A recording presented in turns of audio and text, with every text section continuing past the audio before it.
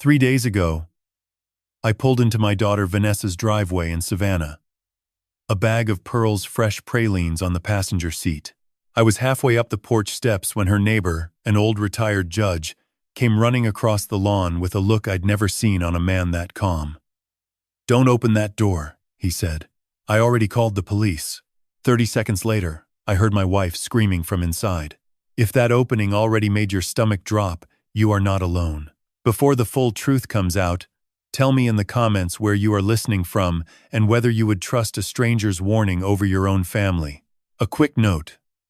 Parts of this story are creatively adapted to highlight its lesson, but the core message is absolutely real. My name is Walter Monroe. People call me Walt. I am 72 years old, and I spent 46 years captaining commercial fishing boats out of the Savannah harbor. My hands are rough, my back is bad, and my pride has always been the strongest part of me. That is not a compliment. I know that now. Pearl is my wife. 68 years old, the sweetest soul God ever breathed life into. She runs a little bakery on Bull Street called Pearl's Sweet Surrender. Pralines, pecan pies, sweet potato cakes. The whole neighborhood knows her name. She volunteers at the Baptist church on Sundays, and she has never once in 47 years of marriage raised her voice at me. She just gives me that look over the top of her reading glasses, and I know I have crossed a line. Vanessa is our daughter, 34. She married Derek Webb 3 years ago. Derek is white, from a wealthy family in Connecticut, and he is a veterinarian, a man who spends his days whispering to sick cats and bandaging the paws of golden retrievers. The first time Vanessa brought him home, he called me Walt. Not Mr. Monroe. Not Sir. Just Walt. Like we were equals. We were not equals. I had hauled nets through storms that would have drowned him. I had built everything I owned with these two hands. And this boy, this soft-spoken, khaki-wearing boy from New England, he had never struggled a day in his life. I saw weakness. I saw a man who would let the world walk all over him. Something about Derek crawled under my skin and stayed there. Every holiday, every phone call, that careful smile. It was not anger. It was worse. It was contempt. Pearl had been staying with Vanessa for 10 days. The official story was that Vanessa had suffered a miscarriage and needed her mother. It felt thin. Vanessa sounded strange on the phone, tight. And Pearl, in our last call, had that edge in her voice. The one she gets when everything is absolutely not fine. "Just let me handle this, Walt. Vanessa needs me." Handle what? I had wanted to ask. But Pearl was a private woman. So I trusted her. That trust felt like the biggest mistake of my life as I stood on that porch with pralines going stale in the Georgia heat. The man gripping my arm was Clarence Jefferson. CJ. 74 years old, retired judge, 32 years on the bench in Chatham County. He was the kind of man who pressed his shirts on a Tuesday for no reason and never raised his voice above a polite greeting. Now his eyes were wide with something I had never seen on his face. Fear. "Do not go in there, Mr. Monroe," he said. I heard yelling. Loud. A woman first, then a man, then another woman. Then something heavy crashed. Glass breaking. Furniture going over. He swallowed hard. Then a woman screamed, not yelling. A real scream. The kind that comes from somewhere deep. She cried out, "Please stop. You are hurting her." Then it went dead quiet. Hurting her. The words punched through me. Hurting who? Pearl? I knew the answer before the thought finished forming. Derek. That soft, careful man. That weakness I had always seen in him had finally turned into something violent. I was certain of it the way I was certain the tide would come in. Sirens screamed down the oak-lined street, shredding the humid air. 2 squad cars skidded to a halt. Officers jumped out, weapons drawn but pointed low. Violent altercation, CJ told them. Glass breaking. Woman screamed for help. Nothing since. The officers stacked on either side of the front door. Savannah PD. Open the door now. Silence. Heavy, suffocating silence. I pushed past CJ. My wife is in there. Pearl Monroe. Sir. Stay on the lawn. The female officer commanded.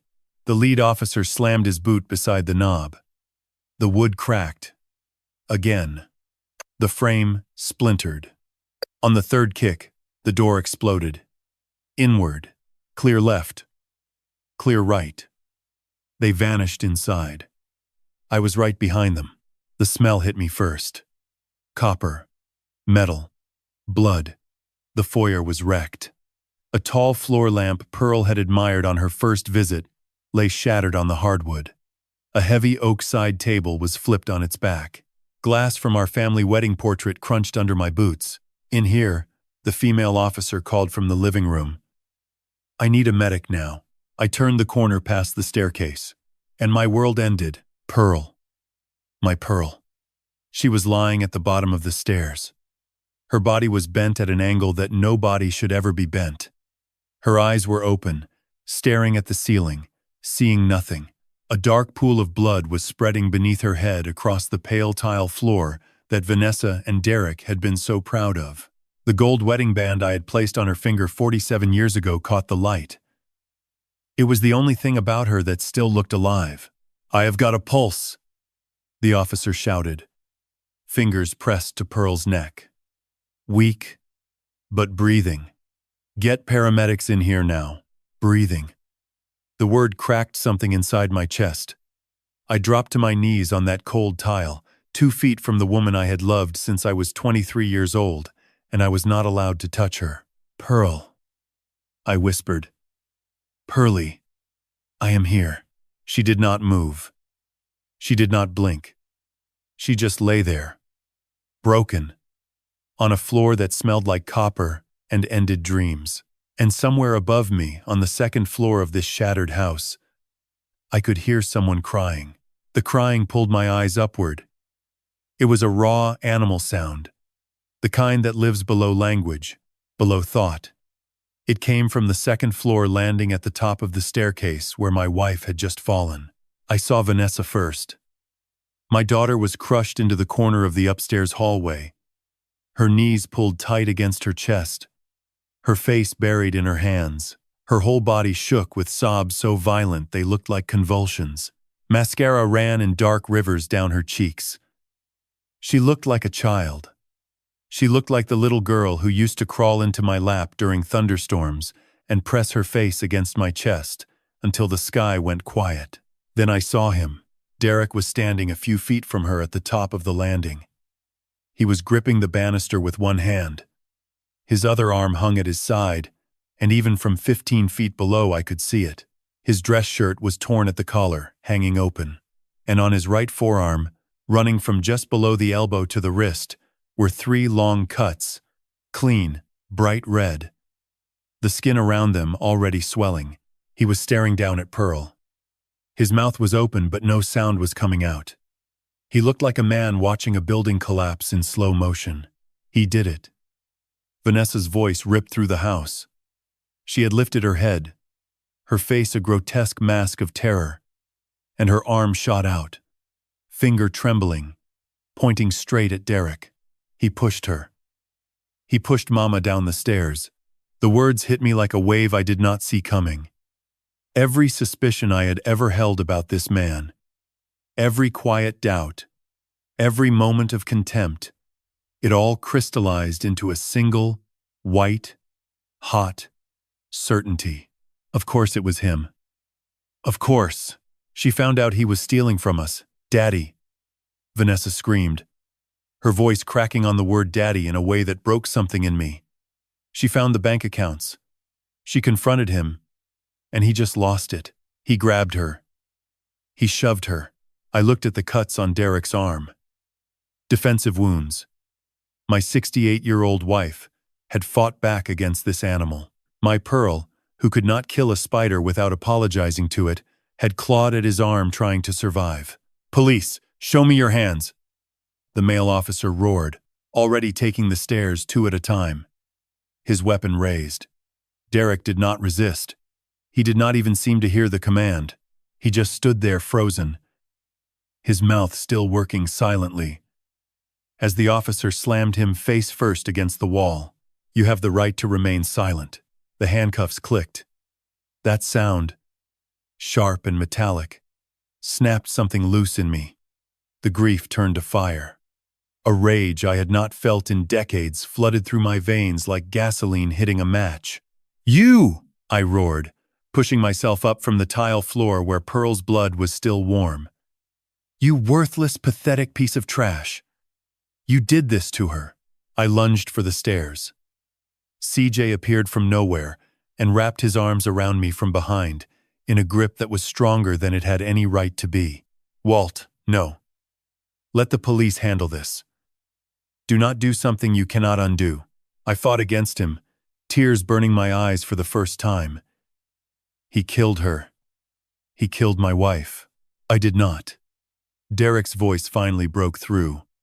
It was hoarse, cracked, and it came out in a desperate rush as the officers dragged him down the stairs, his feet stumbling on each step. He was not looking at Vanessa. He was looking directly at me. "Mr. Monroe, please. It was not me. Check her phone. Check Vanessa's phone. She found out about the—" She found. "Liar!" Vanessa howled from the top of the stairs. "You monster. You tried to kill my mother." The officers hauled Derek through the ruined foyer, past the shattered lamp, over the broken glass. He twisted in their grip one last time, his eyes wild and locked on mine. "The phone," he shouted. "Please, just check her phone." The front door slammed shut behind them. Through the broken window, I could see them pushing his head down, folding him into the back of the squad car. The door closed. The lights kept spinning, painting the Spanish moss in the oak trees red and blue. Red and blue. Check her phone. What kind of desperate nonsense was that? The man was a cornered rat, snapping at anything within reach. I had seen the cuts on his arm. I had heard my daughter's screams. I had seen Pearl lying at the bottom of those stairs. What more did I need? I climbed the stairs slowly, my old knees aching, and gathered Vanessa into my arms. She collapsed against me, soaking my shirt with tears, her body vibrating with sobs. "I tried to stop him, Daddy," she whispered into my chest. I tried, but he was so strong. He just threw her. He just threw Mama like she was nothing. "Shh," I said, stroking her hair the way I used to when she was 5. "It is over now. He is gone. The police have him. He will never touch anyone in this family again." I held my daughter, and I meant every word. I had known from the very first day she brought that boy home. I had known when he called me Walt instead of Sir, when he sat at my table with that careful, measured smile, when he spoke in that voice so soft it sounded like an apology for existing. I had known he was wrong.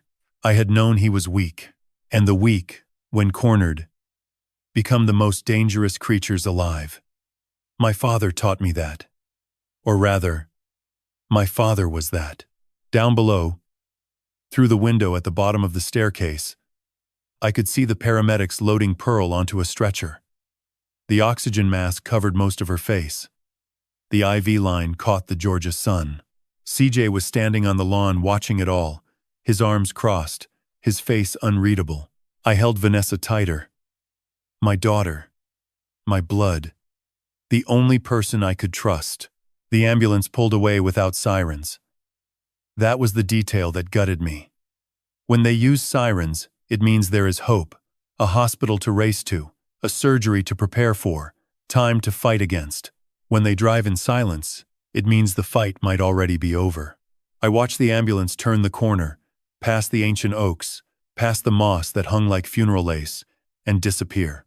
And I was absolutely certain I knew the whole truth. I had never been more wrong about anything in my entire life. The fluorescent lights in the waiting room at Memorial Health hummed. It was the only sound in the world. A low, thin, agonizing buzz that burrowed into the back of my skull and stayed there. It had been 7 hours, 7 hours since I watched them wheel Pearl through those double doors, her face gray beneath the oxygen mask, her beautiful silver hair still matted dark with blood. A young doctor had come out once, around hour 3. He used words I could not hold on to. Severe cranial trauma, intracranial pressure, medically induced coma. He spoke carefully, the way people speak to someone who might shatter, and I suppose that is exactly what I was. A man made of glass sitting on an ice-cold plastic chair waiting to find out if his wife would ever open her eyes again. Vanessa sat beside me, folded in on herself like a paper crane left out in the rain. She had not stopped crying. The hospital tissues had piled up in her lap, a small mountain of grief. I put my arm around her and pulled her close. "It is going to be okay, baby girl," I whispered. But the words tasted like ash. My wife was in surgery, and the man who put her there was sitting in a jail cell. At least that much was settled. "Daddy," Vanessa finally said, her voice raw and scraped bare from hours of sobbing. "I have to tell you something. I am so ashamed." I held her tighter. "It is not your fault, Vanessa. None of this is your fault." "But it is," she insisted, pulling back just enough to look at me. Her eyes were bloodshot and swollen, but beneath the tears there was something desperate, pleading. "I let this happen. I hid it from you and Mama both." "Hid what?" She took a ragged breath that shook her whole body. "Derek has a sickness, Daddy. A gambling sickness." The word landed between us like a stone dropped into still water. Gambling.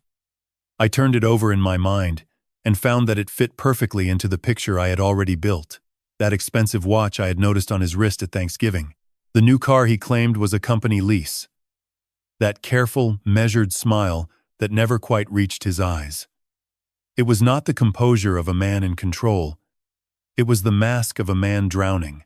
"It is sports betting," Vanessa continued, the words pouring out in a flood.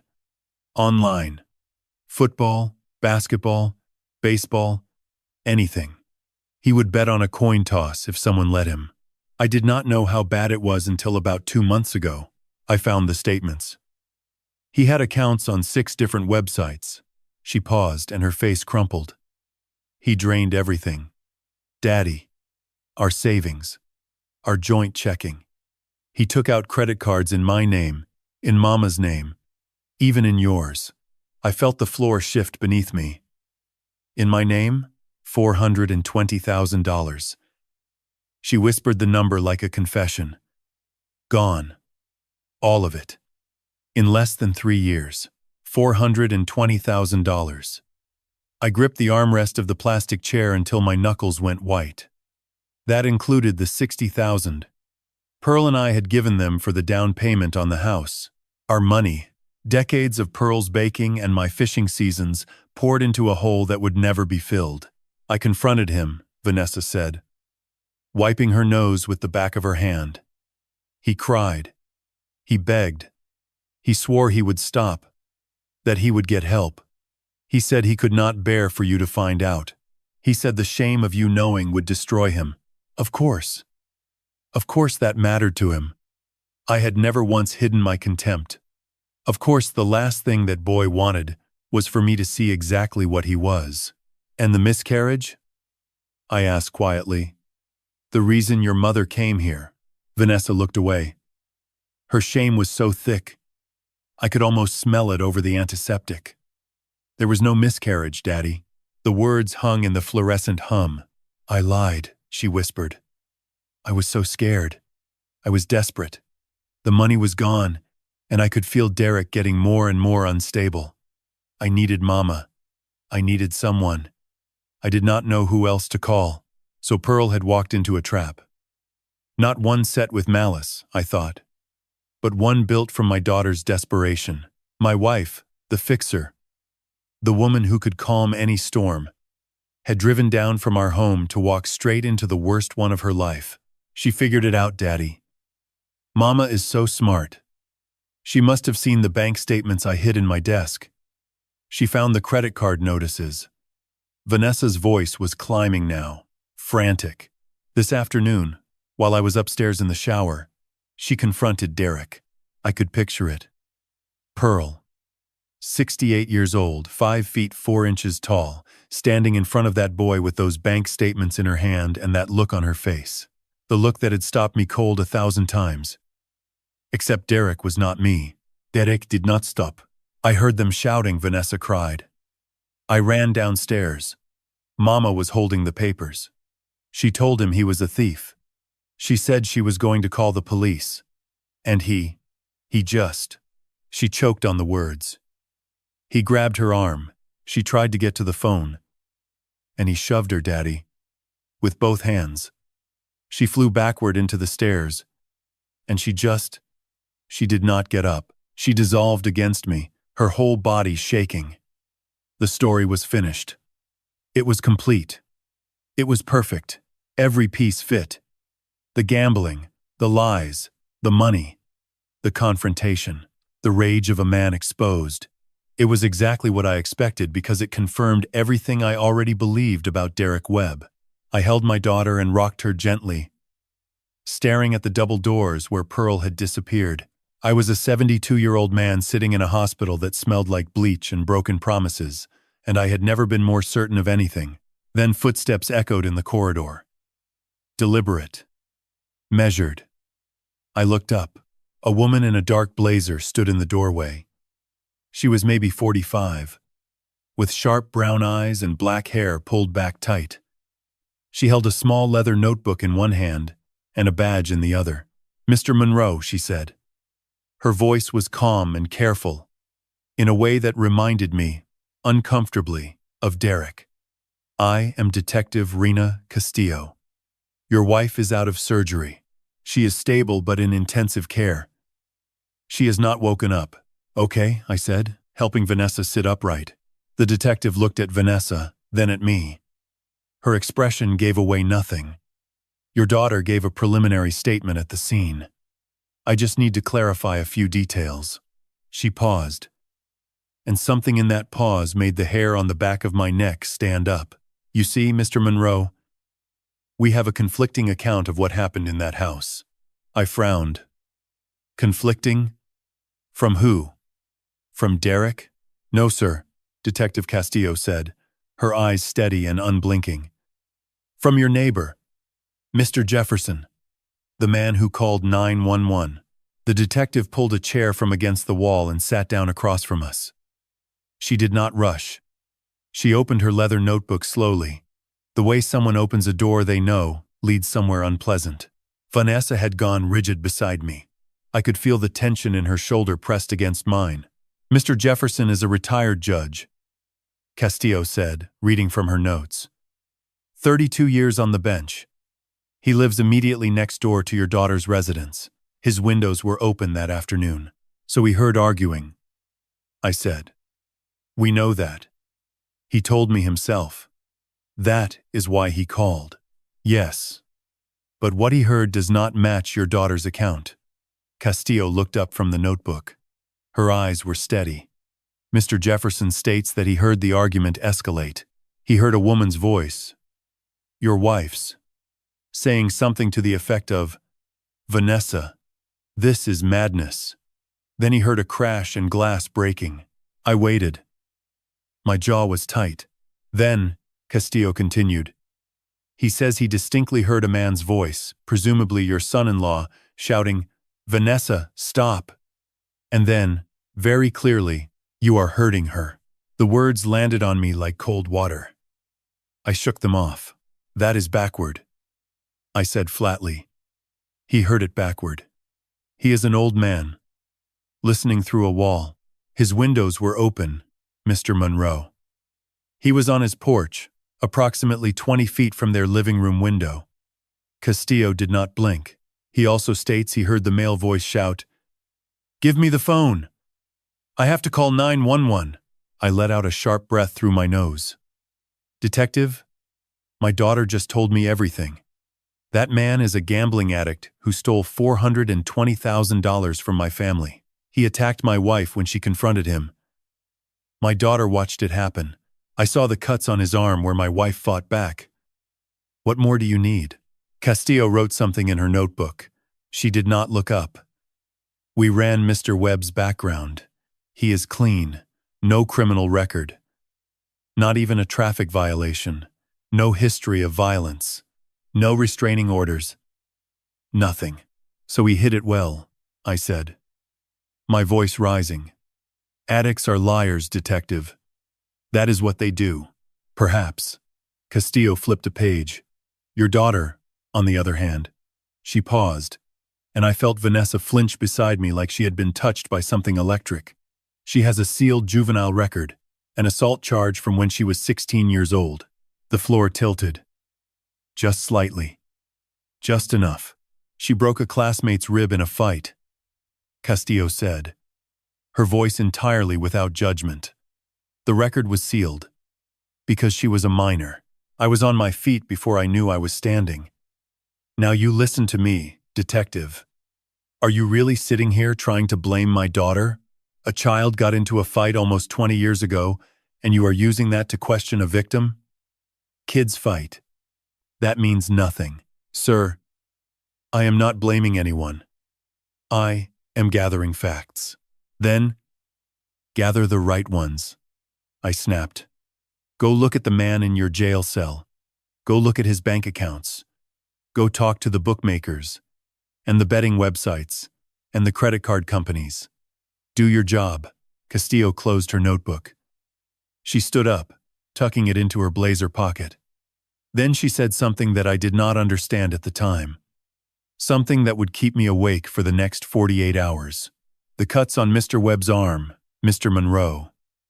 We are examining those as well. She tilted her head slightly. They are very clean, very straight, almost uniform. In my experience, defensive scratches from fingernails are jagged, irregular. What is on your son-in-law's arm looks more like it was made by a blade. Something sharp and deliberate.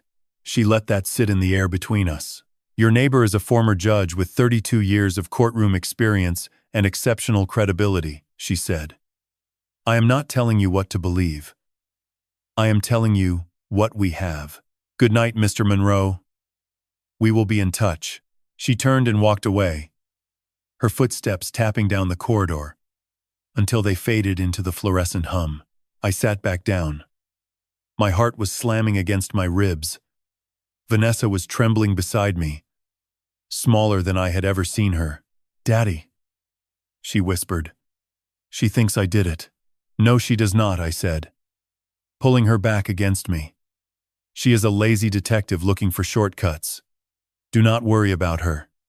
I am here. No one is going to hurt you. Promise? She looked up at me with those red, swollen eyes. My little girl. My blood. I promise, I said, and I meant it. I believed her completely. I believed her the way I believed the sun would rise and the tide would come in. Because she was mine. And Derek was not. Because her story confirmed every instinct I had ever had. Because admitting she might be lying meant admitting I had been wrong about everything. About Derek. About my own judgment. About the man I thought I was. And I was not ready for that. I was not even close. That night I tried to sleep on a chair in the hospital corridor outside Pearl's room. They would not let me in. She was in the intensive care unit, and visiting hours were over, and rules were rules, even when your wife was lying in a coma 15 feet from where you sat. The corridor was empty. The lights hummed their same thin, maddening frequency. Somewhere down the hall, a machine beeped in a rhythm that almost sounded like breathing. I closed my eyes. I did not sleep. Two voices rotated in the darkness behind my eyelids, playing on an endless loop. Derek being dragged down those stairs, his eyes wild, his voice cracking. Check her phone. Check Vanessa's phone. And C.J. Jefferson, relayed through the calm, precise mouth of Detective Castillo. Vanessa, stop. You are hurting her. I opened my eyes and stared at the ceiling tiles. My hands were shaking. It was a fine tremor, barely visible, and it had not been there that morning. It had started the moment I saw Pearl at the bottom of those stairs, and it had not stopped since. Check her phone. Vanessa, stop. Check her phone. Vanessa. Stop. For the first time in 72 years, I did not trust my own mind. 2 days passed. Pearl was still in her coma, still behind those double doors, still unreachable. The doctors said her brain needed time to heal. They said the swelling had to go down before they could assess anything. They used words like cautious and guarded, and we will know more soon. But the truth behind all those careful words was simple. They did not know if she would wake up. I drove back to Vanessa's house on the third morning. Not because I wanted to.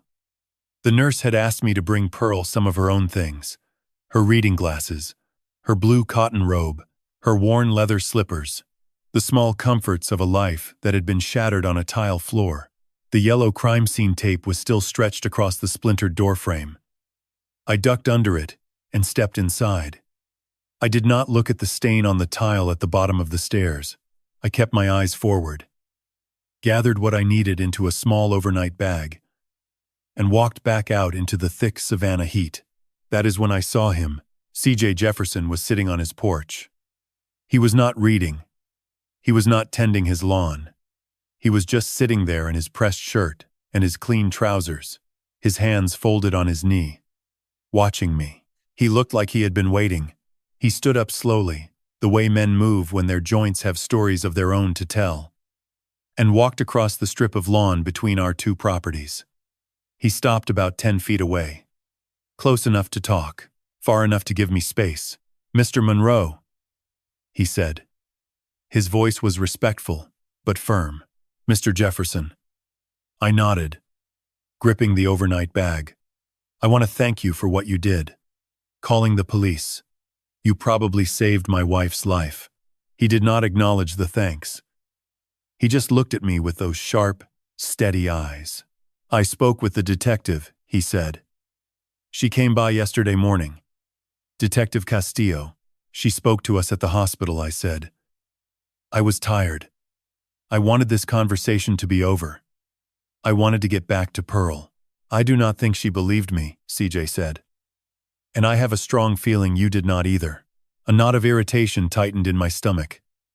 I was grieving. My family was in pieces. I did not have time for an old man's theories. "Believe what?" I said, sharper than I intended. "That you heard wrong?" "My daughter told me everything, Mr. Jefferson. Derek is a gambler. He stole $420,000 from my family. He attacked my wife." CJ did not flinch. He just stood there, solid as one of those old oaks lining the street, Spanish moss hanging still in the dead air around us. "Sir, with all due respect," he said, "I have lived next door to your daughter and her husband for 3 years. I am a widower. I am home most of the time. My windows stay open because I cannot stand the sound of air conditioning. I hear what happens in that house." He took one step closer. "And I need to tell you, sir, that in 3 years I have heard your son-in-law raise his voice exactly twice, once during a football game, once when he dropped a shelf on his foot in the garage. That is it." He paused. The cicadas screamed in the trees. The heat pressed down on us like a wool blanket. "But your daughter, Mr. Monroe." "Vanessa. She screams. She screams every single week. Usually Thursdays. I believe that is when the bills come due." My blood ran cold. This was the exact opposite of what Vanessa had told me. "It is always about money," CJ continued, shaking his head slowly. "Where is it, Derek? You promised me, Derek. I cannot live like this." And he is always the one I hear trying to calm things down. "It is okay, Vanessa. We will figure it out. Just calm down, please." "That is the pattern, sir. It has always been the pattern." I stared at him. My grip on the overnight bag was so tight the plastic handle was cutting into my palm. "That night," I said, my voice unsteady. "You told the detective you heard." I told her exactly what I heard, CJ interrupted, his eyes locking onto mine. "And it was not the Thursday screaming. This was different. This was panic." He took a breath, and I could see him organizing the details in his mind. the way a man who spent 3 decades weighing evidence would organize them. Precise, sequential, certain. I was on my porch. Right there. He pointed to the wooden chair 6 feet away. Your wife's voice came first. She was upset. She said something like, "Vanessa, no. This is madness. This is madness." Then I heard the crash. Glass. Something heavy tipping over. The lamp, I suspect. He looked at me without blinking. Then I heard your son-in-law. And he was not calm, Mr. Monroe. He was terrified. He shouted. And I mean he shouted, "Vanessa, look what you have done. You are hurting her." Then again. Louder. "Vanessa, get away from her." The cicadas had gone quiet. Or maybe I just could not hear them anymore. Then, CJ said, his voice dropping to something barely above a whisper, I heard him shout, "Give me the phone. I have to call 911. He let the words settle in the space between us like stones sinking into still water. That was maybe 30 seconds before the fall, he continued. I heard a scuffle. Bodies. Movement. Then I heard the sound that a body makes when it hits tile from a height. It is a sound I will take to my grave, sir. He closed his eyes briefly, and the only person I heard screaming, "He pushed her," was your daughter. After it was all over. After the silence. I must have swayed because CJ put a hand out toward my arm but did not touch me. He just held it there, offering balance without taking my dignity. That is not what my daughter said, I whispered.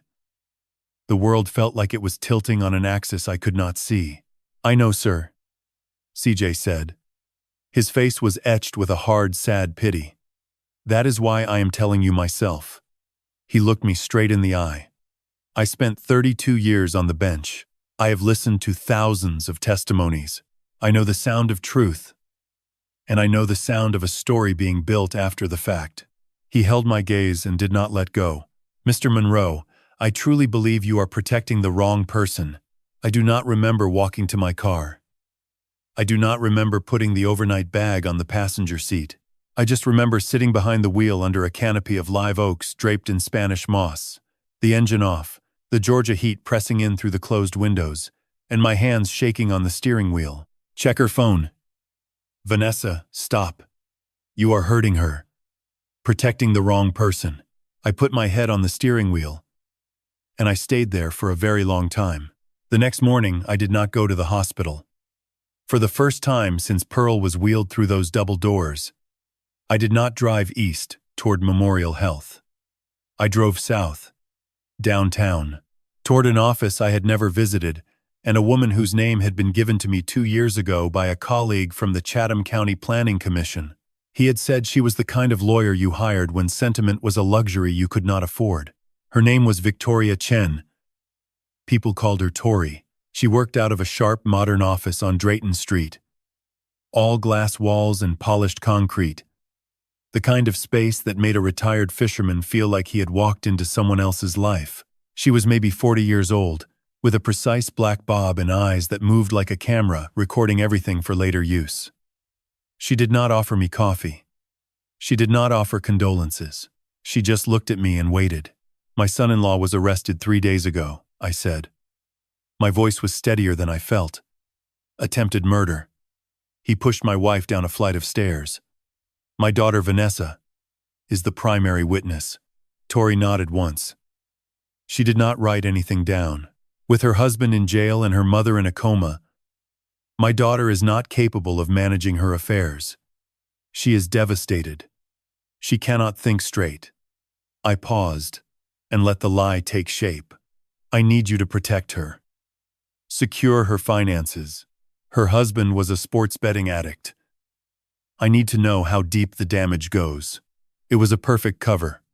A concerned father shielding his traumatized daughter from her husband's wreckage. Tori Chen did not need to know that I was no longer sure who had caused the wreckage. She just needed access. I will need your daughter to sign a temporary power of attorney, Tori said. Full access to financial records, personal devices, and communications. She will sign anything I put in front of her, I said, and she did. That afternoon at the hospital, I sat beside Vanessa with the papers spread on a cafeteria tray table. She did not read a single line.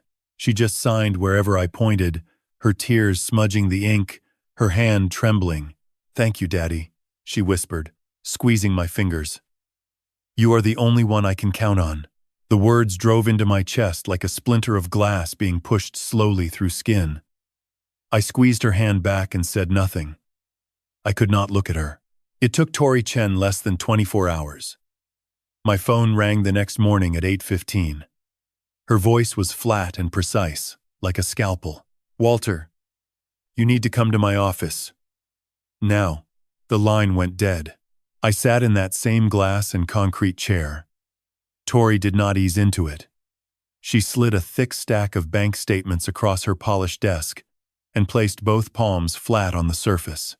"You hired me to find out how much damage your daughter's gambling husband did to the family finances," she said. "You were right about the damage, Walter. You were just wrong about who was holding the knife." I stared at the papers. Withdrawal after withdrawal after withdrawal. 10,000. 15,000. 5,000. 8,000. Transferred to online platforms with names like BetKing and Scoreline and Fast Action Sports. Hundreds of transactions spanning 3 years. A total of $420,000 drained to zero. "This is what he did," I whispered. "No," Tori said. Her voice did not waver. I cross-referenced every transaction timestamp with device and IP data. Every single transfer was initiated from your daughter's personal laptop and her personal phone. Derek Webb was verifiably at work, in documented appointments at his veterinary clinic, during every one of these transactions. His devices show zero activity on any of these platforms. Zero. Walter. Not once. She let that land. This was not Derek. This was Vanessa. I opened my mouth, but nothing came out. The room had gone very still. Even the air conditioning seemed to hold its breath. "That is not all," Tori continued. She pulled another file from beneath the bank statements. "You told me your wife was visiting because your daughter had a miscarriage." "Yes," I managed. The word came out dry and cracked. I pulled medical records from every hospital and obstetric practice within 100 miles.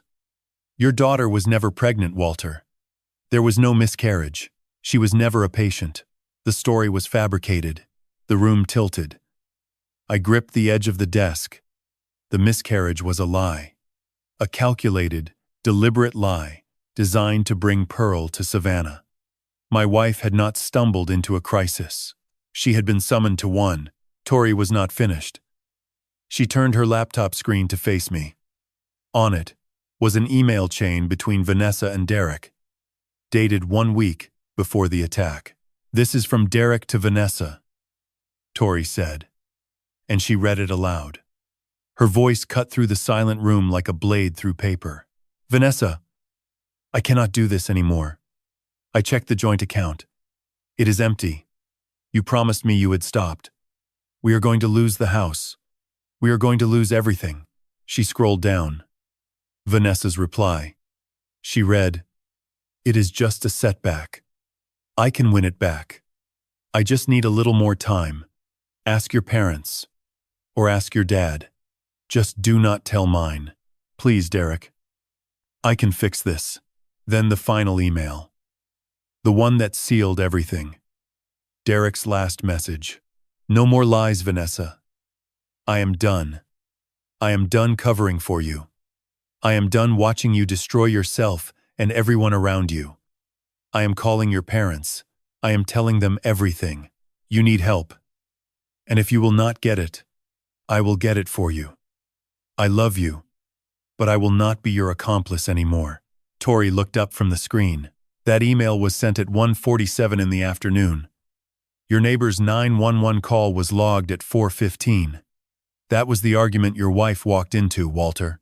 She closed the laptop. Derek Webb was not attacking anyone. He was trying to tell the truth. He was trying to get help. I sat in that glass-walled office and I could not move. The sunlight was streaming in from Drayton Street, warm and golden, and it felt like an obscenity. Outside, people walked past with coffee cups and shopping bags, living their ordinary lives, while mine disintegrated on a polished desk between two stacks of paper. My daughter was not the victim. My daughter was the lie. And the man I had despised, the man I had mocked and dismissed and accused, the man sitting right now in a cell at the Chatham County Jail, he was the only person who had been telling the truth from the very beginning. My phone buzzed in my pocket as I sat in Tori Chen's office staring at the emails that had just unmade my world. I fumbled for it with shaking hands. The screen showed the hospital. "Mr. Monroe," a nurse's voice said, "your wife is showing signs of consciousness. The doctor recommends you come in." I do not remember leaving Tori's office. I do not remember driving. I just remember the automatic doors of the intensive care unit sliding open and the cold antiseptic air hitting my face like a wall.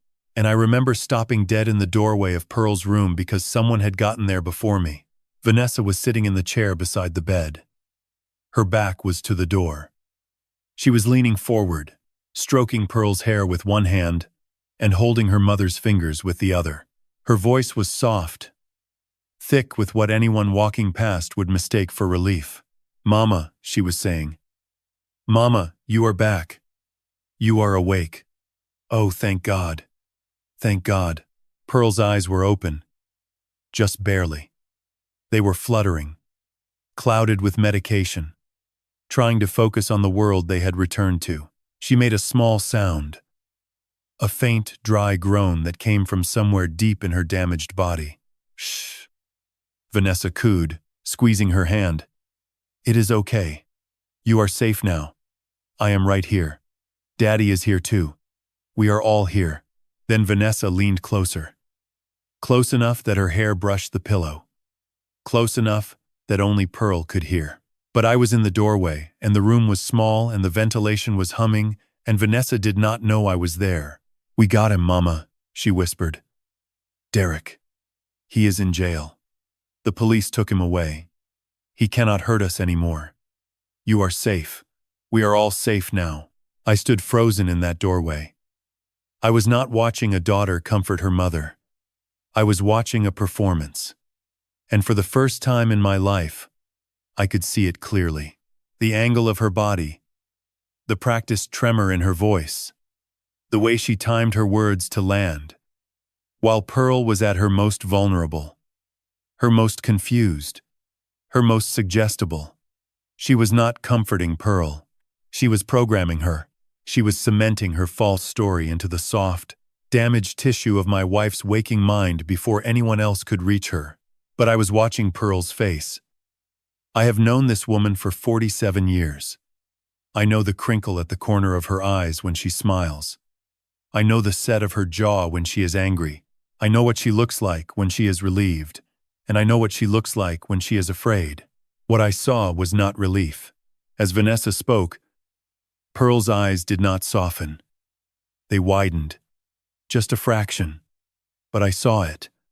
And then I saw the monitor. The little green number tracking her heart rate had been beeping steadily at 70. When Vanessa said Derek is in jail, it jumped. 78. 84. 90. 95. Her gaze shifted.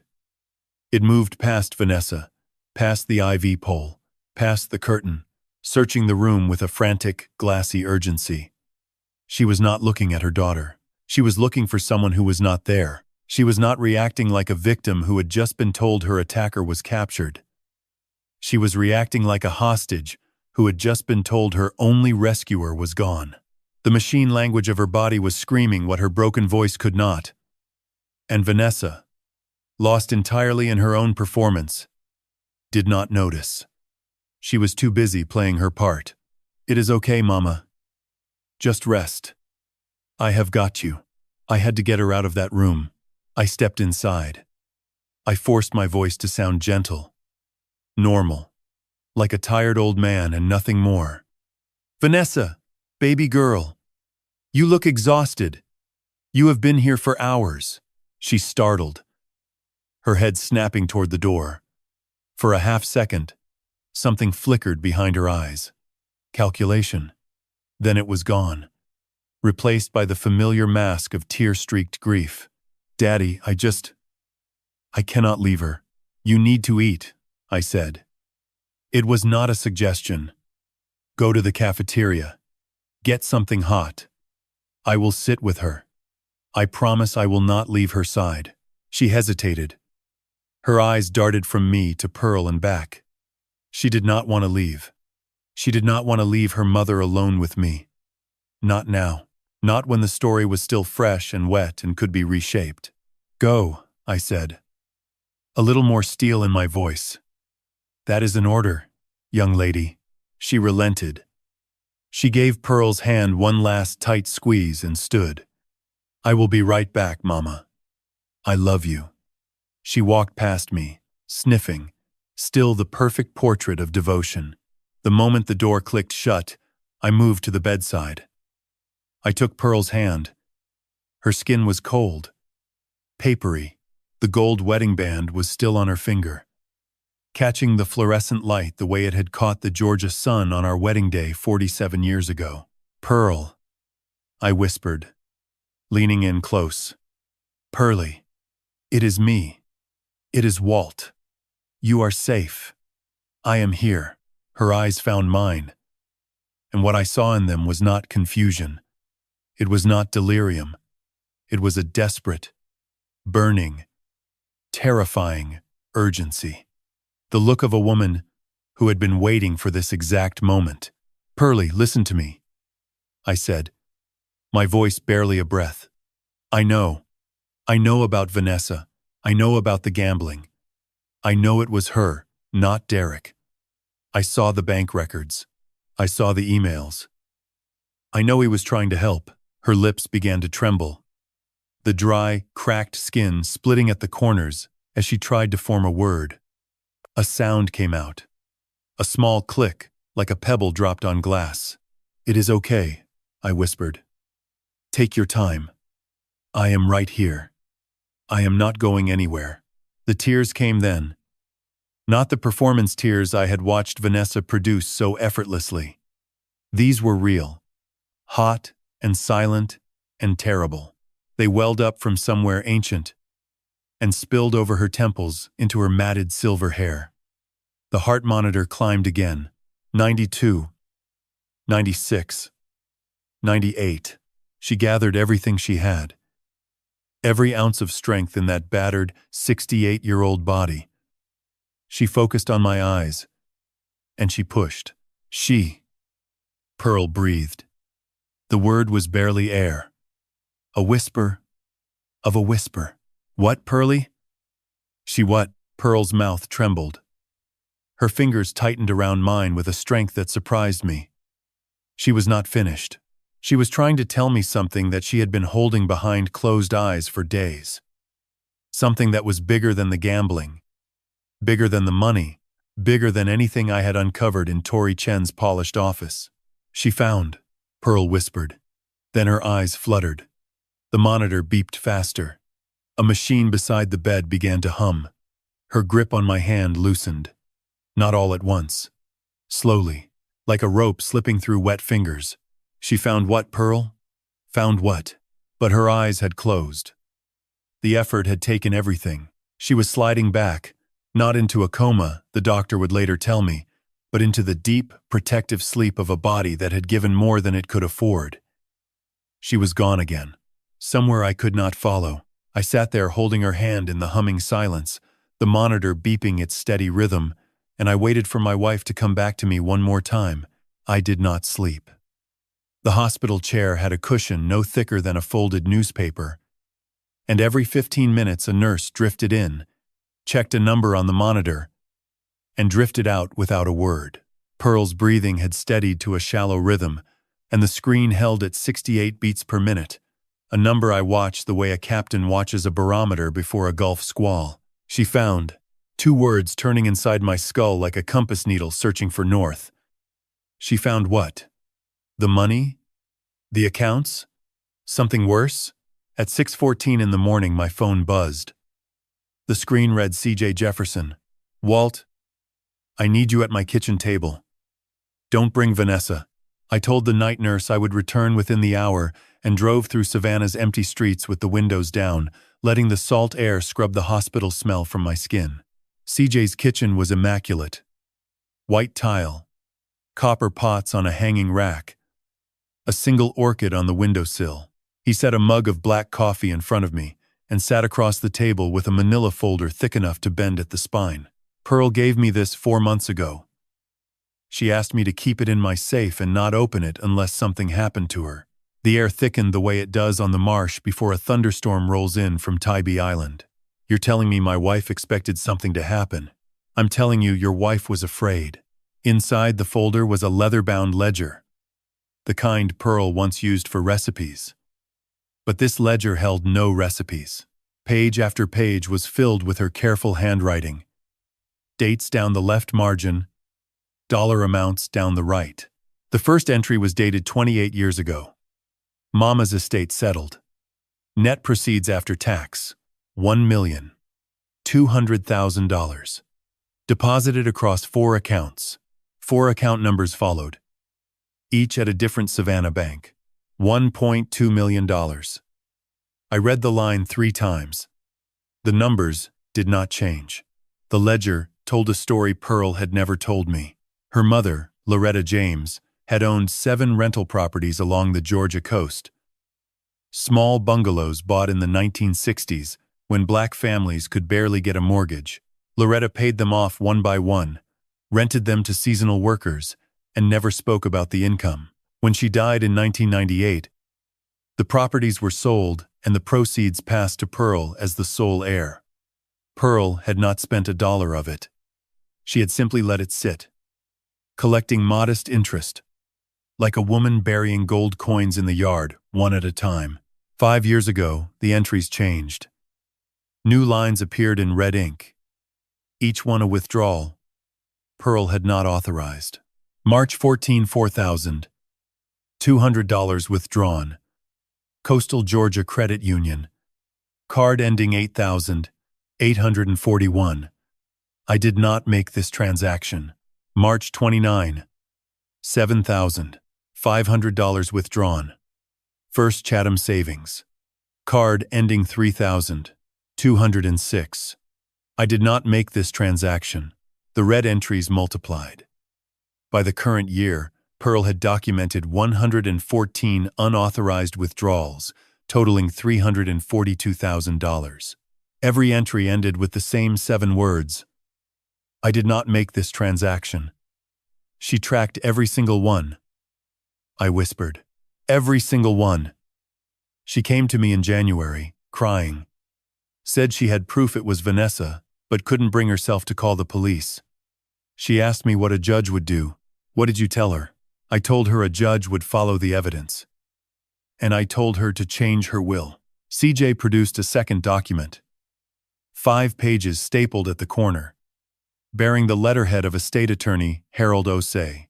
Pearl's original will had split everything between Vanessa and our small scholarship fund for children of commercial fishermen. The new will, signed 3 months before the fall, removed Vanessa entirely.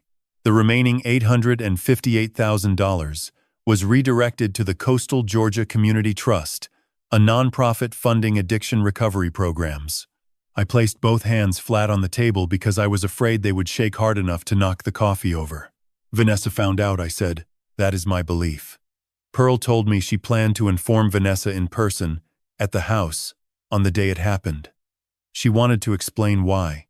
She wanted to offer treatment. Pearl had kept a secret from me for 28 years. She had watched our daughter steal from her for 5. She had changed her will in silence, hired a lawyer I had never met, and entrusted the evidence to a neighbor rather than to her own husband. Every one of those decisions was a brick in a wall she had built between us, and I had not noticed a single one. Why didn't she tell me? The question came out raw.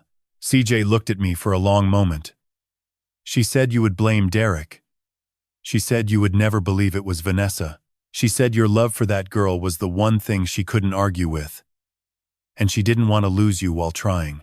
The words landed like a net thrown over my shoulders. Because Pearl was right. If she had told me 6 months ago, I would have said it was impossible, that Derek must have done it. That Pearl was confused. I would have defended my daughter the way I defended her 3 days ago in that waiting room. With blind certainty and a clenched jaw. There's one more thing. CJ turned his phone toward me. A screenshot of a text Vanessa had sent Pearl 6 days before the fall. If you cut me out, I will make sure everyone knows you hid money from Daddy for 28 years. Let's see who he trusts after that. I read it once. I did not need to read it again. I stood, poured the untouched coffee down the sink, and looked through CJ's window at the oak tree between our houses, its branches heavy with Spanish moss swaying like the hair of something ancient and tired. I need to give all of this to Detective Castillo. I already called her. She'll be here at 8. I sat back down and opened the ledger to the first page. Mama's estate settled. Pearl's handwriting was steady, elegant. The penmanship of a woman who believed that if you recorded something carefully enough, justice would eventually read it. I owed her that faith. I would not look away again.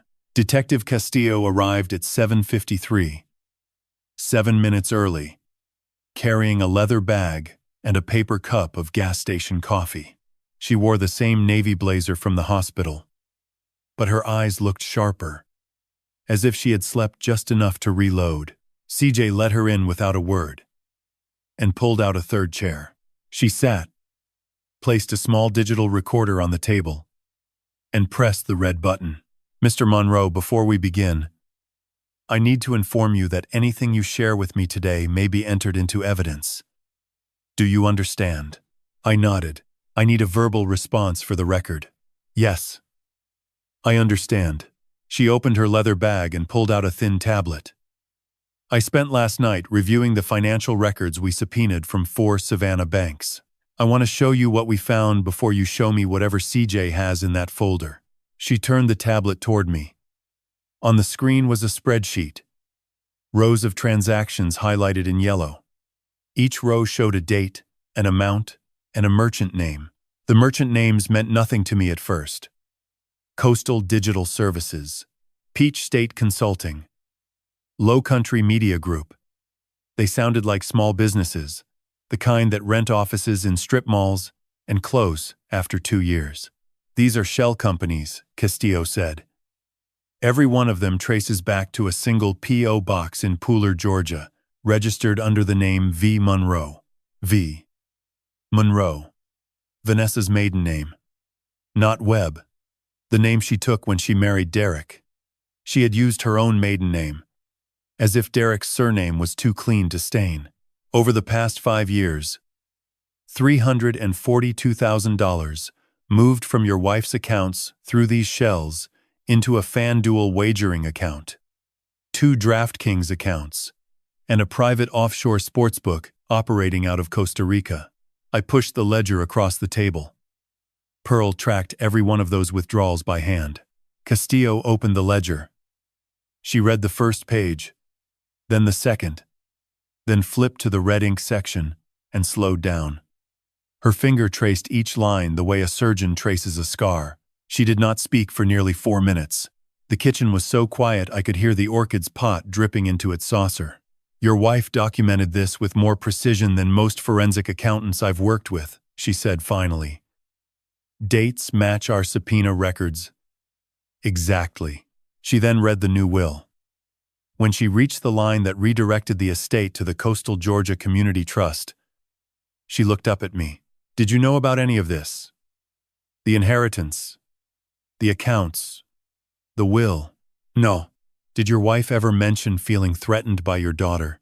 I thought of Pearl's hands shaking at the dinner table last Thanksgiving, the way she flinched when Vanessa raised her voice over the cranberry sauce. I had told myself it was arthritis. I had told myself Pearl was tired. She never said the words. But I think she tried to show me. And I refused to see. Castillo nodded slowly, then pulled CJ's phone toward her and read the screenshot of Vanessa's text message. She photographed it, logged the timestamp, and slid the phone back. Mr. Jefferson, I'll need you to come to the station this afternoon to provide a formal sworn statement. Can you do that? I'll be there at 2, CJ said. Castillo turned back to me. Mr. Monroe, I want to be transparent with you. The evidence is building a case against your daughter, not your son-in-law. Derek Webb's fingerprints were not found on the banister at the point of impact. His DNA was not under your wife's fingernails.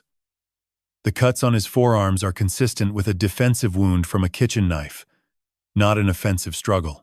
She paused, letting the words settle. We also recovered a kitchen knife from the sink, with traces of Derek's blood on the blade and your daughter's fingerprint on the handle. The room contracted. The white tile walls felt closer. I pressed my palms against the table and focused on breathing, the way I used to focus on breathing when a storm caught my boat 3 miles offshore, and the only option was to ride it out. You're saying Vanessa cut Derek. The evidence suggests that, yes. And then she told me he attacked Pearl. That is consistent with the timeline. I closed my eyes. Behind my eyelids, I saw Vanessa, at 5 years old, sitting on my lap at the wheel of the Miss Pearl, her tiny hands gripping the wooden spokes while I steered from behind. I saw her at 12, crying because a boy at school called her father a fish killer. I saw her at 22, walking across the stage at Savannah State with her diploma held high and her smile so wide it seemed to crack the auditorium lights. And I saw her 3 days ago, mascara streaked, pointing at Derek with a trembling finger and saying, "He pushed her, Daddy. He pushed Mama down the stairs." The same finger that had gripped a kitchen knife, the same voice that had threatened her own mother by text message. The same daughter. What happens next? I asked. Castillo closed the ledger carefully, respectfully, as though it were a Bible. We released Derek Webb this morning. We bring Vanessa in for formal questioning this afternoon. And I strongly recommend you do not discuss any of this with her before then. She's at the hospital right now. With Pearl. Castillo's expression did not change, but her hand moved to her phone. I'll send a unit to Memorial. They won't approach her. They'll just make sure your wife is safe. She stood, tucked the tablet into her bag, and lifted the recorder. The red light blinked off.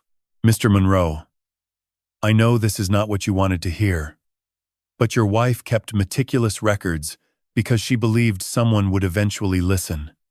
Today, someone is listening. She shook my hand, then CJ's, and walked out through the front door. Through the window, I watched her sedan pull away. And I noticed for the first time that the morning light had turned the Spanish moss on the oak tree from gray to gold. The same tree, the same moss, but the light made it something entirely different. CJ poured me a fresh cup of coffee. This time I drank it. You gonna be all right? He asked. I wrapped both hands around the mug and felt the heat push into my palms. I'm going to the hospital. I'm going to sit with Pearl. And when she wakes up, I'm going to tell her I'm sorry for every year I didn't ask the right questions. CJ nodded once. That was enough. I drove back to Memorial with the windows down and the radio off. The streets were waking up. A woman jogged along Abercorn with a golden retriever. A man in an apron swept the sidewalk outside a cafe. The world carried on, ordinary and whole, while mine was being disassembled piece by piece, like a ship pulled apart for salvage. But salvage still has value. You take what is still sound, and you build again. The hospital parking lot was half empty at 8:30 on a Tuesday morning. I pulled into a spot near the emergency entrance and sat with the engine off, both hands on the wheel, staring at the building's glass doors. Somewhere on the 3rd floor, my daughter was sitting beside my wife, performing the role of a devoted child, and I was the only person in the family who now knew it was a performance. I had rehearsed nothing. I had no plan for what to say or how to act. Castillo's instruction was clear. Do not discuss the investigation with Vanessa. Just be normal. Just be the father she expects. The elevator opened on the 3rd floor, and the antiseptic smell hit me again, sharper than before. 2 nurses passed, one pushing a cart of sealed medication trays. I turned the corner toward Pearl's room and stopped. Vanessa was in the hallway, leaning against the wall outside Pearl's door, her phone pressed to her ear. She spoke in a whisper, but the corridor was quiet enough for me to catch fragments. I don't care what he said. I need another 48 hours. No, she hasn't talked to anyone. Just keep the account open until Friday. She looked up and saw me. The phone disappeared into her pocket in a single fluid motion, and her face rearranged itself like a curtain being drawn. The worried crease between her eyebrows returned, her lower lip softened into a tremble, and her shoulders curled inward. The transformation took less than 2 seconds. Daddy. She walked toward me and wrapped her arms around my neck. I've been here all night. She's still sleeping, but the nurse said her vitals are stronger. I held her. I smelled her shampoo, coconut, and vanilla, the same scent she had used since college. My arms remembered the shape of her, the way a father's arms always do, and for one terrible moment I wanted to believe that everything Castillo had shown me was wrong. That the ledger was a misunderstanding, that the shell companies were someone else's fraud, that the kitchen knife had an innocent explanation. But I had spent 40 years reading the ocean, and the ocean had taught me one unforgiving lesson: the surface lies. What is underneath does not. How's she doing? I asked, keeping my voice level, the same. She opened her eyes once around 4 in the morning, looked at me, and went back under. The doctor said, "That's actually a good sign." I studied Vanessa's face as she spoke. She was good. She was terrifyingly good. Every detail was calibrated. The tired eyes, the bitten thumbnail, the way she kept glancing at Pearl's door, as if afraid to be away for too long. If I had not read the ledger, if I had not seen the text message, I would have believed every syllable. "You should go home and rest," I said. "I'll stay with her." "Are you sure?" "I don't mind staying. You've been here all night. Go shower, eat something. I'll call you if anything changes." She hesitated. And in that hesitation, I saw something flicker behind her eyes. A calculation so brief, it could have been a blink. She was deciding whether my suggestion was safe, whether leaving meant losing control of the room. "Okay, Daddy. Call me the second she wakes up." She kissed my cheek, collected her purse from the chair inside Pearl's room, and walked down the corridor. I watched her until she turned the corner and vanished. Then I stepped into the room and closed the door. Pearl lay in the same position, slightly elevated, tubes running from her wrist and nose. The monitor beeped at 72. The morning sun came through the blinds in thin stripes, laying bars of gold across the white sheets. I pulled the chair close and sat. "It's me," I said. "Vanessa's gone. It's just us. Nothing." The monitor beeped. The ventilation hummed. "I know about the money, Pearl. I know about Mama Loretta's estate and the 4 accounts. I know about the will you changed. CJ showed me everything." Her fingers moved. "Not much. Just a small curl. The way a shrimp twitches in the net after you think it has gone still. I know Vanessa was stealing from you. I know she threatened you. And I know you didn't tell me because you were afraid I'd take her side." The monitor ticked up. 74. 76. "You were right to be afraid of that. Because I would have. I would have called you confused and told you Derek was the problem. And I would have been wrong. And you would have been alone. I'm sorry, Pearl, I am so sorry." Her eyes opened. Not the panicked, searching look from yesterday when Vanessa was in the room.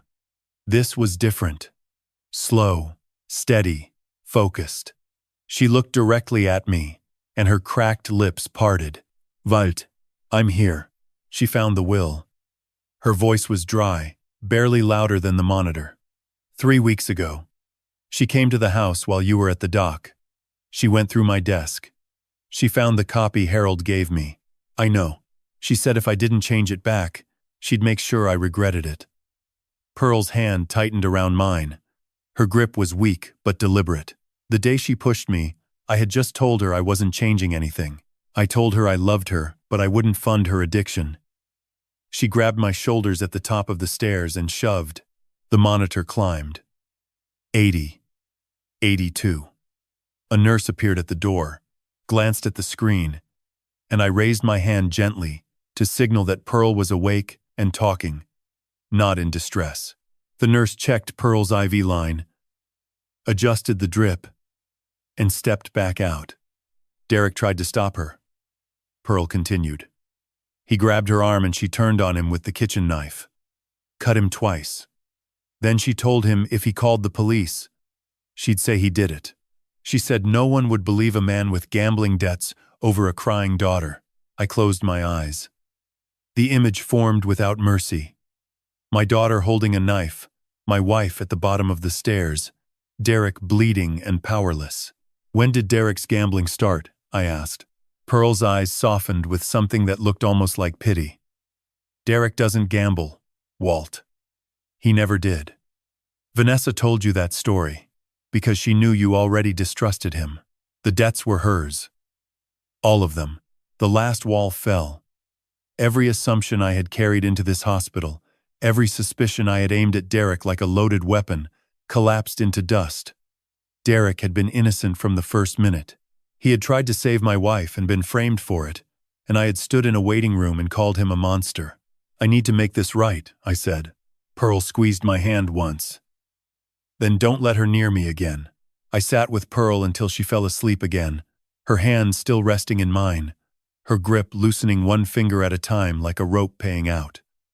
The monitor settled at 69. The sun moved across the blinds, and the bars of gold shifted from the sheets to the floor. I waited until her breathing was deep and even. Then I stood, tucked the blanket around her shoulders, and walked out of the room. In the hallway, I called Detective Castillo. Pearl is away.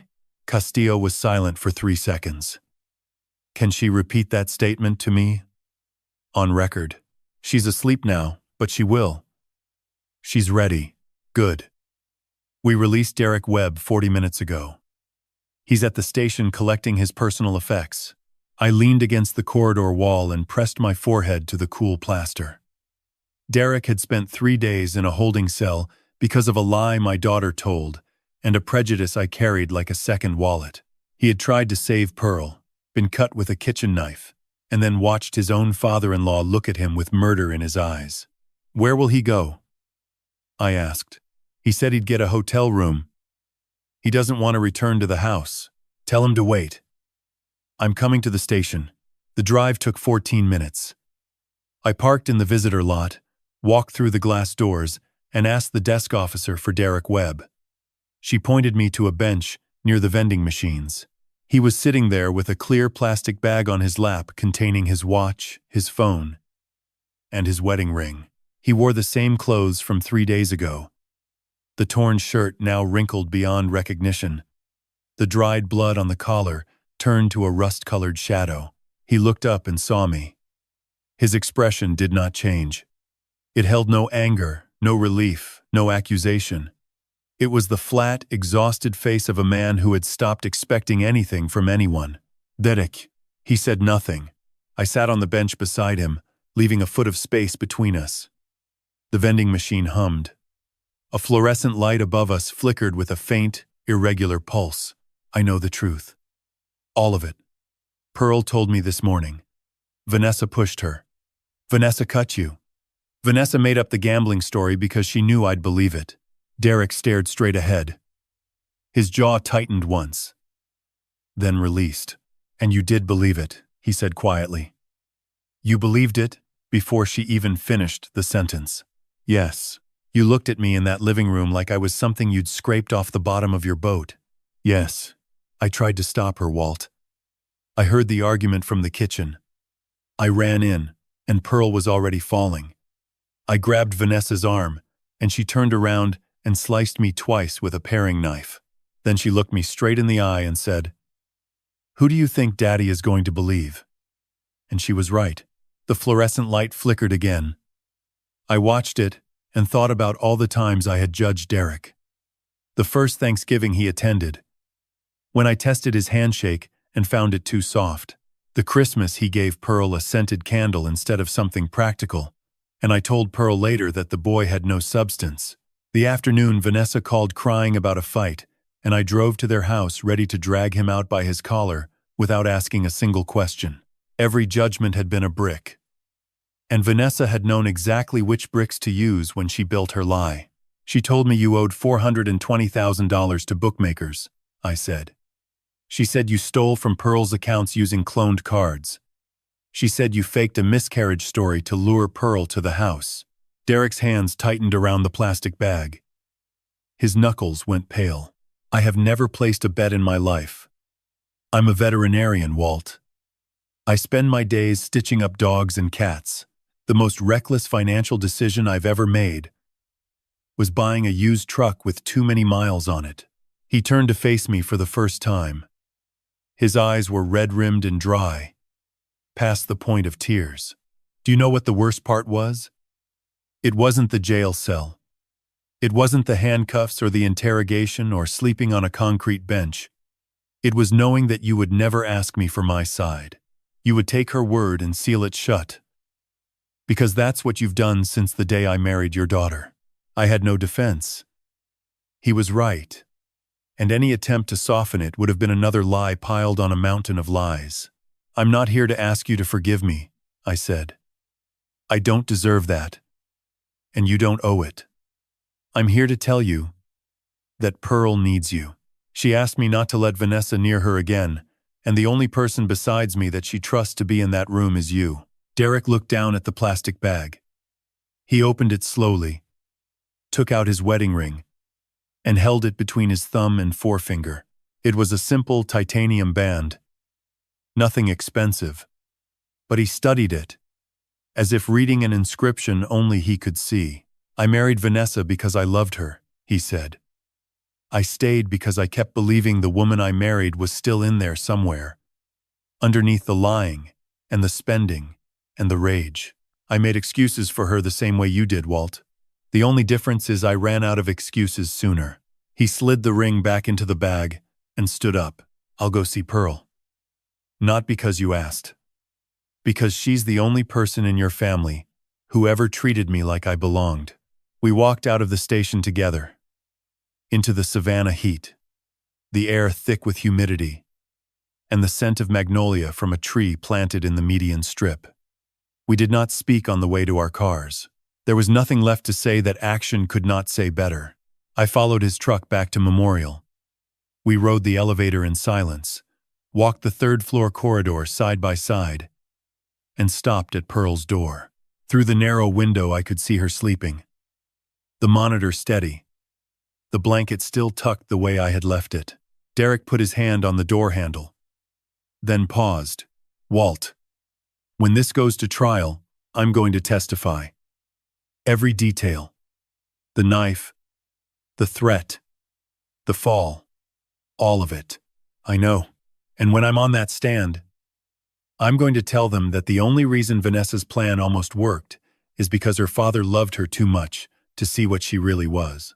He pushed the door open and walked in. Derek sat beside Pearl for 2 hours without saying a word. He held her hand the way you hold a bird with a broken wing. Firm enough to keep it safe. Gentle enough not to add to the damage. I stood by the window watching them, and for the first time I saw my son-in-law clearly. Not through the lens I had built over 6 years, but through the plain glass of what he had actually done. He had taken a knife to the arm for my wife. He had gone to jail in silence, rather than scream the truth at officers who were not listening. He had walked back into this hospital room not because I apologized, but because Pearl needed him. At 11:15 my phone vibrated. Detective Castillo. Mr. Monroe. We picked up Vanessa 40 minutes ago at a gas station on Abercorn. She was filling her car with 2 suitcases in the trunk. My stomach dropped. She was running. The suitcases contained clothes, her passport, and a laptop. She told the officers she was driving to her friend's house in Jacksonville. We're holding her at the station for questioning. Has she asked for a lawyer? Not yet. She asked for you. I looked at Derek. He had heard enough through the phone's speaker to understand. He gave a single nod, the kind that says, go. I drove to the station for the second time that day. The desk officer recognized me and buzzed me through to a corridor I hadn't seen before, the one that led to the interview rooms. Castillo met me outside a door with a narrow, reinforced window. She's in there. You can observe from the adjacent room, or you can go in. It's your choice. But I need to advise you. Anything she says to you is not privileged. If she confesses, I can use it. I understand. One more thing. Harold Osei, Pearl's estate attorney, is on his way with copies of the original and amended wills, and we received the full transaction history from the offshore sportsbook in Costa Rica this morning. Vanessa placed over 600 individual bets in the past 3 years. Her total losses exceed $400,000. 600 bets. I thought of Vanessa at 9 years old, the girl who saved her allowance in a mason jar on her dresser and counted the coins every Sunday night. The distance between that child and this woman was a canyon I could not see the bottom of. I'm going in, I said. Castillo opened the door. Vanessa sat at a metal table under fluorescent light. No makeup. Hair pulled back in a loose knot. She wore a gray t-shirt I recognized as one of Pearl's, taken from the hospital bag. When she saw me, her face crumpled into the same practiced anguish I had seen in the hallway that morning. Daddy, they won't tell me what's happening. They said Derek is out, and they have questions about Mama's finances. I don't understand any of this. I sat across from her. The table between us was bolted to the floor. There was a camera in the upper corner of the room, its red light steady. Vanessa, I'm going to ask you something, and I need you to answer me honestly. Not as your father who will protect you, as a man who knows the truth. Her eyes shifted. The trembling lip paused for half a beat, then resumed. Did you push your mother down those stairs? Daddy, no. I told you, Derek. Derek was released this morning. His fingerprints are not on the banister. His DNA is not under Pearl's fingernails. A kitchen knife was recovered from the sink with his blood and your fingerprint. Pearl woke up today and told me exactly what happened. The room went silent. The fluorescent light buzzed.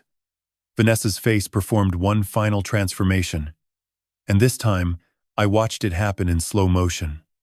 The trembling stopped. The crease between her eyebrows smoothed.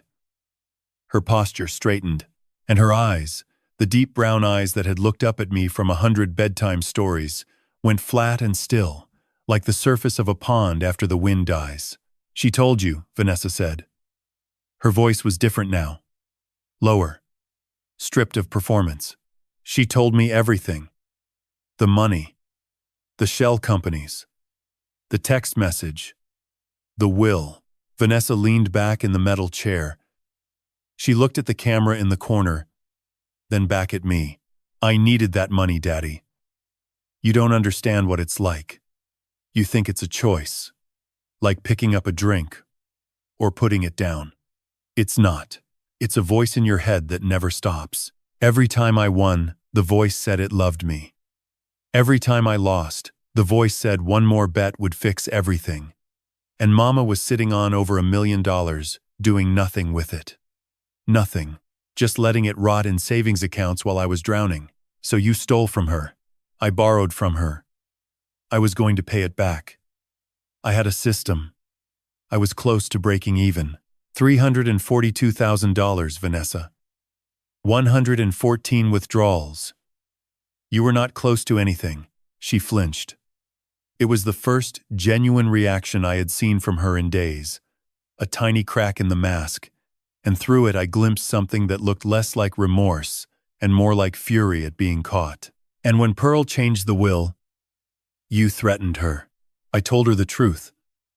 I said if she cut me out, I'd tell you she'd been hiding money for 28 years. That's not a threat. That's honesty. And when she refused to change it back, you pushed her down the stairs. Vanessa's jaw tightened. She stared at the bolted table.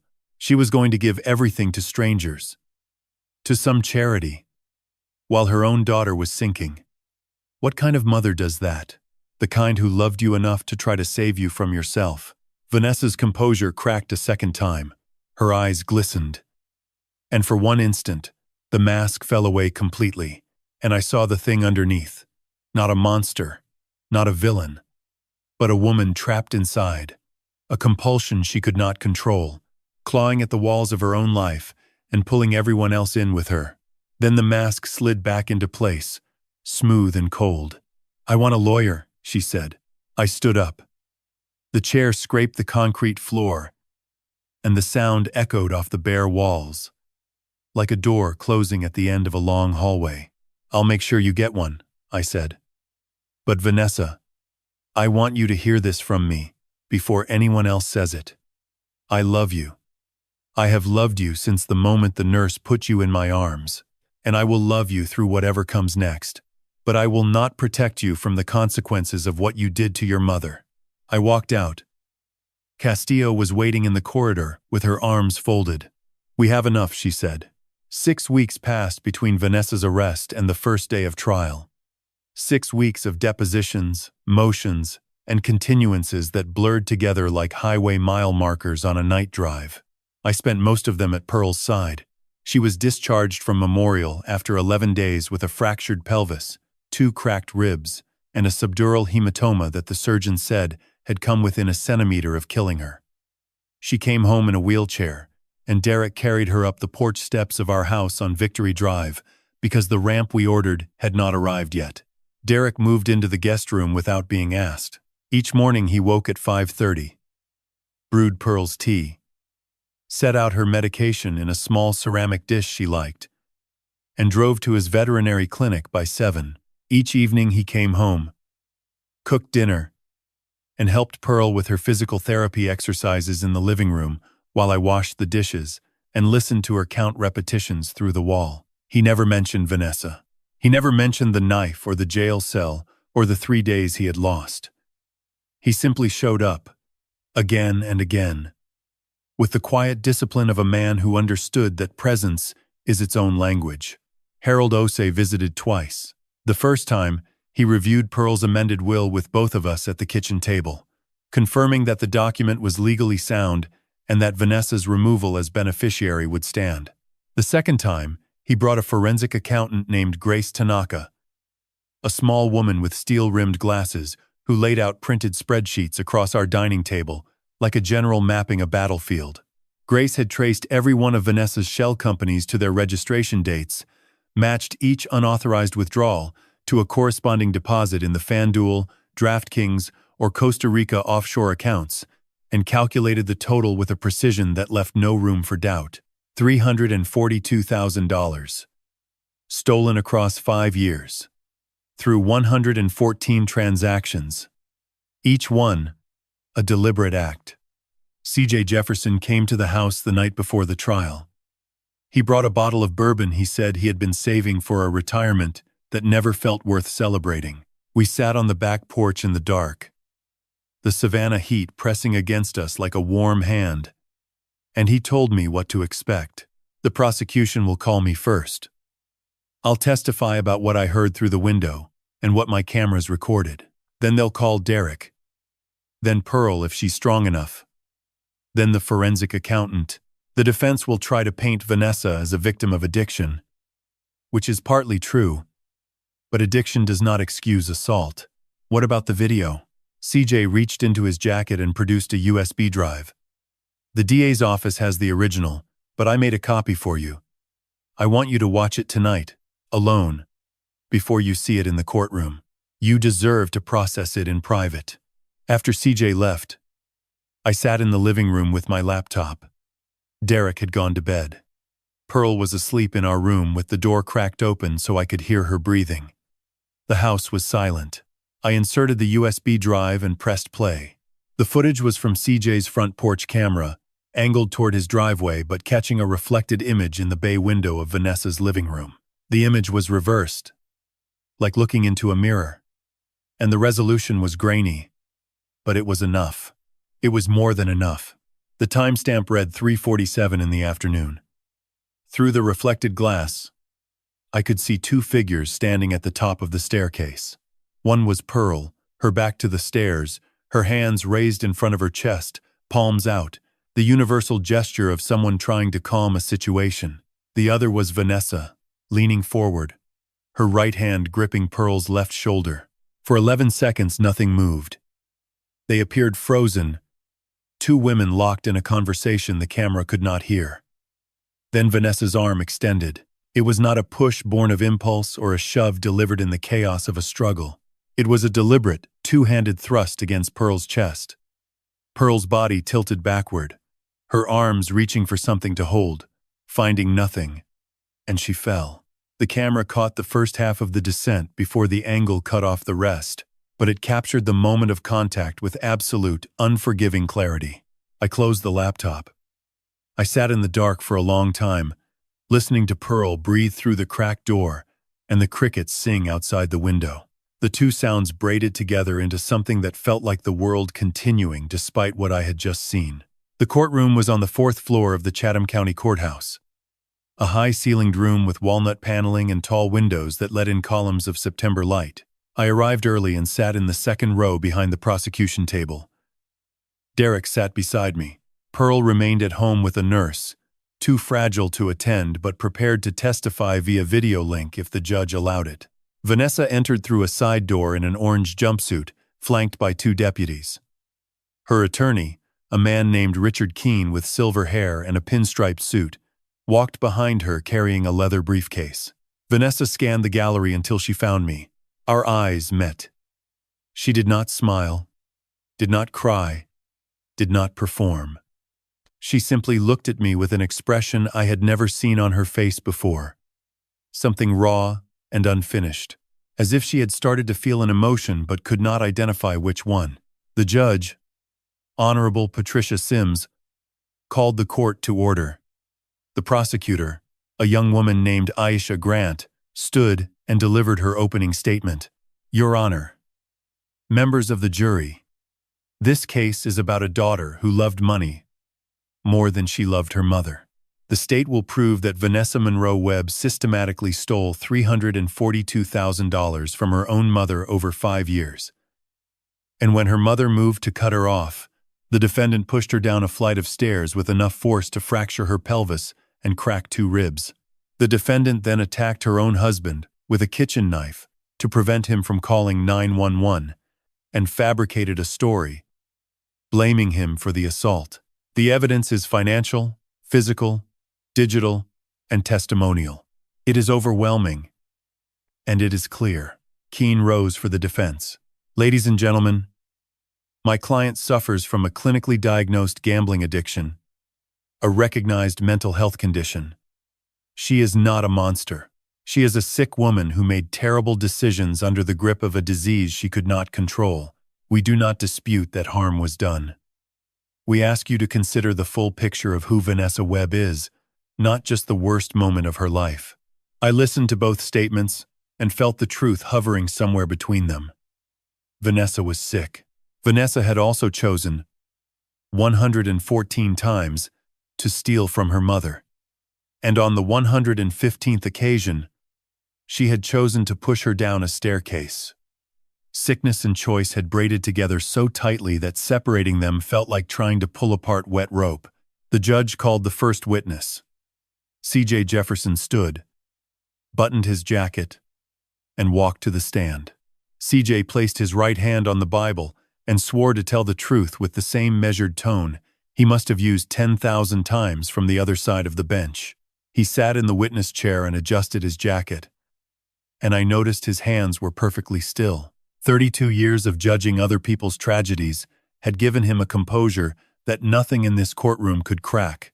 Prosecutor Aisha Grant approached the stand. Mr. Jefferson, please describe your relationship with the Monroe and Webb families. I've lived next door to Walt and Pearl Monroe for 19 years. I've known their daughter Vanessa since she was 15. I attended her wedding to Derek Webb. I consider the family close friends. On the afternoon of the incident, where were you? In my study, which faces the Monroe Webb residence. My windows were open. At approximately 3:45, I heard raised voices from the house. A woman's voice, which I recognized as Pearl's, said, "Vanessa, this is madness." A second voice, Vanessa's, responded with words I could not fully make out, but the tone was aggressive. Then I heard a man's voice, Derek's, shouting, "Vanessa, stop! You are hurting her." This was followed by a loud crash, a scream, and then silence. "What did you do next?" "I called 911 and ran outside. I intercepted Walt Monroe on the porch and told him not to enter." Grant nodded and turned to the jury. "Your Honor, the state would like to enter Exhibit 14. Security camera footage from Mr. Jefferson's front porch, recorded on the date in question." The courtroom lights dimmed. A screen lowered from the ceiling above the jury box. The video began. I had watched it once in my living room, alone, in the dark. Watching it again in a room full of strangers was a different kind of pain. The grainy reflected image in the bay window appeared, and Grant paused the frame to explain the geometry. CJ's camera, the angle of reflection, the mirrored view into Vanessa's living room.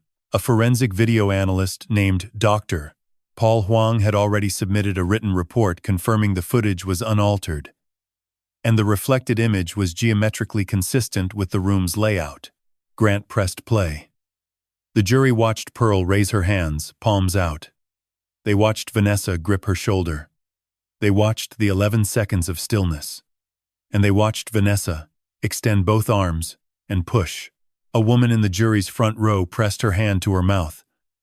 A man in the back row leaned forward, his elbows on his knees. The video ended. The lights came up. The courtroom was silent, except for the hum of the air conditioning. Derek testified next. He described hearing the argument from the kitchen, running into the living room, seeing Pearl at the bottom of the stairs, and grabbing Vanessa's arm.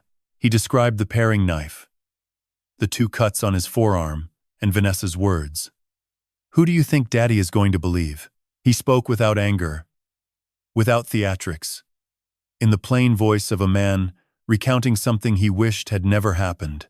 When Keene cross-examined him, pressing on his relationship with Vanessa, asking whether they had argued that morning, whether he had ever raised his voice, Derek answered each question with the same steady calm. "Mr. Webb, isn't it true that your marriage was under strain?" "Yes." "Isn't it true that you and your wife argued frequently about finances?" "We argued because I discovered she was draining her mother's accounts. I begged her to stop. She refused." "Did you ever threaten your wife?" "No. I threatened to tell her parents. She told me if I did, she would destroy me. And she nearly did." Keene paused, glanced at his notes, and sat down. He had nowhere to go. Pearl testified via video link from our living room, propped in her wheelchair with a quilt across her lap. Her voice was thin but unwavering. She confirmed the inheritance, the 4 accounts, the unauthorized withdrawals, the amended will, and Vanessa's reaction when she learned of it. She described the conversation at the top of the stairs, Vanessa demanding she reverse the will, Pearl refusing, and the 2-handed shove that sent her backward into nothing. "Mrs. Monroe," Grant asked, "did your daughter say anything to you as you fell?" Pearl was quiet for a moment. The video link showed her looking down at her hands. She said, "You chose strangers over your own daughter." Those were the last words I heard, before I hit the floor. The courtroom absorbed the sentence in silence. I sat with my hands clasped between my knees, and felt the weight of it pressed down on my chest like a stone placed there by someone who knew exactly how much I could bear. Grace Tanaka testified last for the prosecution, walking the jury through the financial trail with spreadsheets projected onto the screen. Shell companies, P.O. boxes, betting accounts, offshore transfers, 114 transactions, $342,000. 5 years. Each number landed in the courtroom like a nail driven into a board. Keene called a psychiatrist, Dr. Martin Hobbs, who testified that Vanessa met the clinical criteria for gambling disorder, severe. He described the neurological mechanisms of compulsive gambling, the dopamine cycles, the distorted risk assessment, the inability to stop, despite mounting consequences. He was articulate, credible, and compassionate.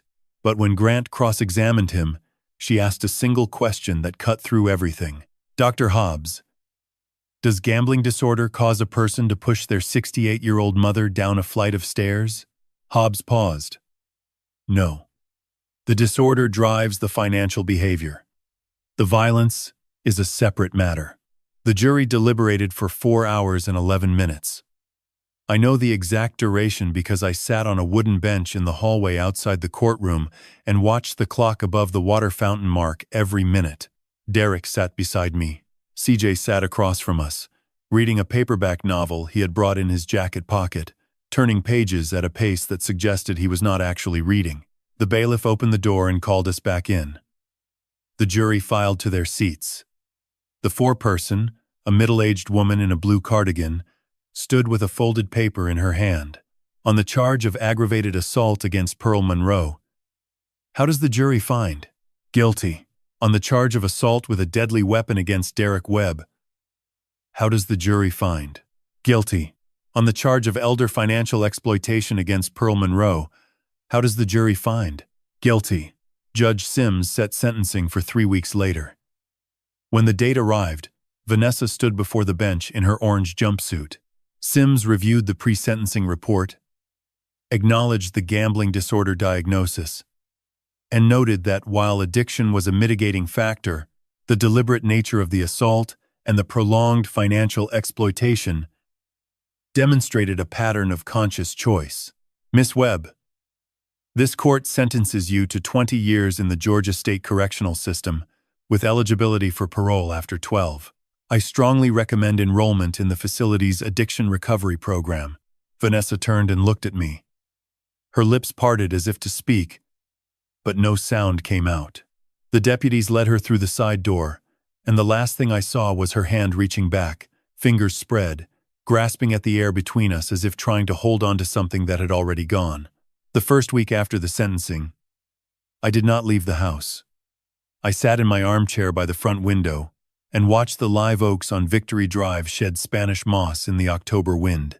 Pearl slept most of the day, her body healing at a pace the doctors called encouraging, and I called unbearably slow. Derek went to work, came home, cooked, cleaned, and said very little. The three of us moved through the rooms like passengers on a ship that had survived a storm but lost its mast, still floating but with no clear direction. On the 8th day, Pearl asked me to wheel her onto the back porch. The air was cooler now, the humidity breaking for the first time since May, and the jasmine along the fence had gone brown at the edges. I parked her chair beside the railing and sat in the rocker next to her. I want to sell Vanessa's house, she said. I looked at her. She was staring at the fence, her jaw set in the way it set when she had already decided something and was informing me rather than consulting me. The mortgage is in her name and Derek's. Derek doesn't want to go back. He told me last night. He said every room in that house is a crime scene in his memory. Where would he live? Here. With us. He already is. She was right. Derek had been sleeping in the guest room for 7 weeks, and at some point during those weeks, the arrangement had stopped feeling temporary. His toothbrush stood in the bathroom cup beside ours. His boots sat by the back door next to mine. His name was on the grocery list Pearl kept on the refrigerator. Right below mine, in her steady handwriting. There's something else, Pearl said. She reached into the pocket of her housecoat and pulled out a folded sheet of paper. I've been talking to Harold Osei. I want to use the remaining money from Mama's estate to start a foundation. I unfolded the paper. It was a draft mission statement, handwritten, for something called the Loretta James Community Trust.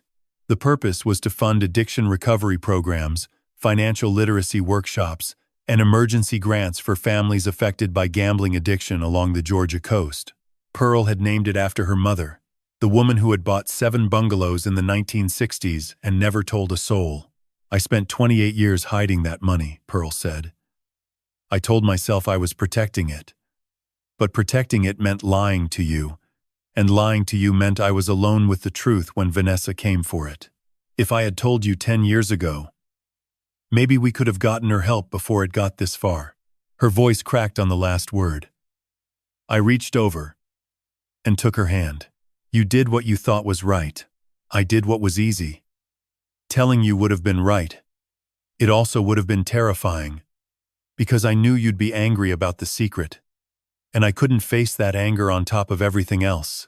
I held her hand and said nothing, because she was right again, and because the anger she had feared was the same anger I had aimed at Derek for 6 years, instead of turning inward where it belonged.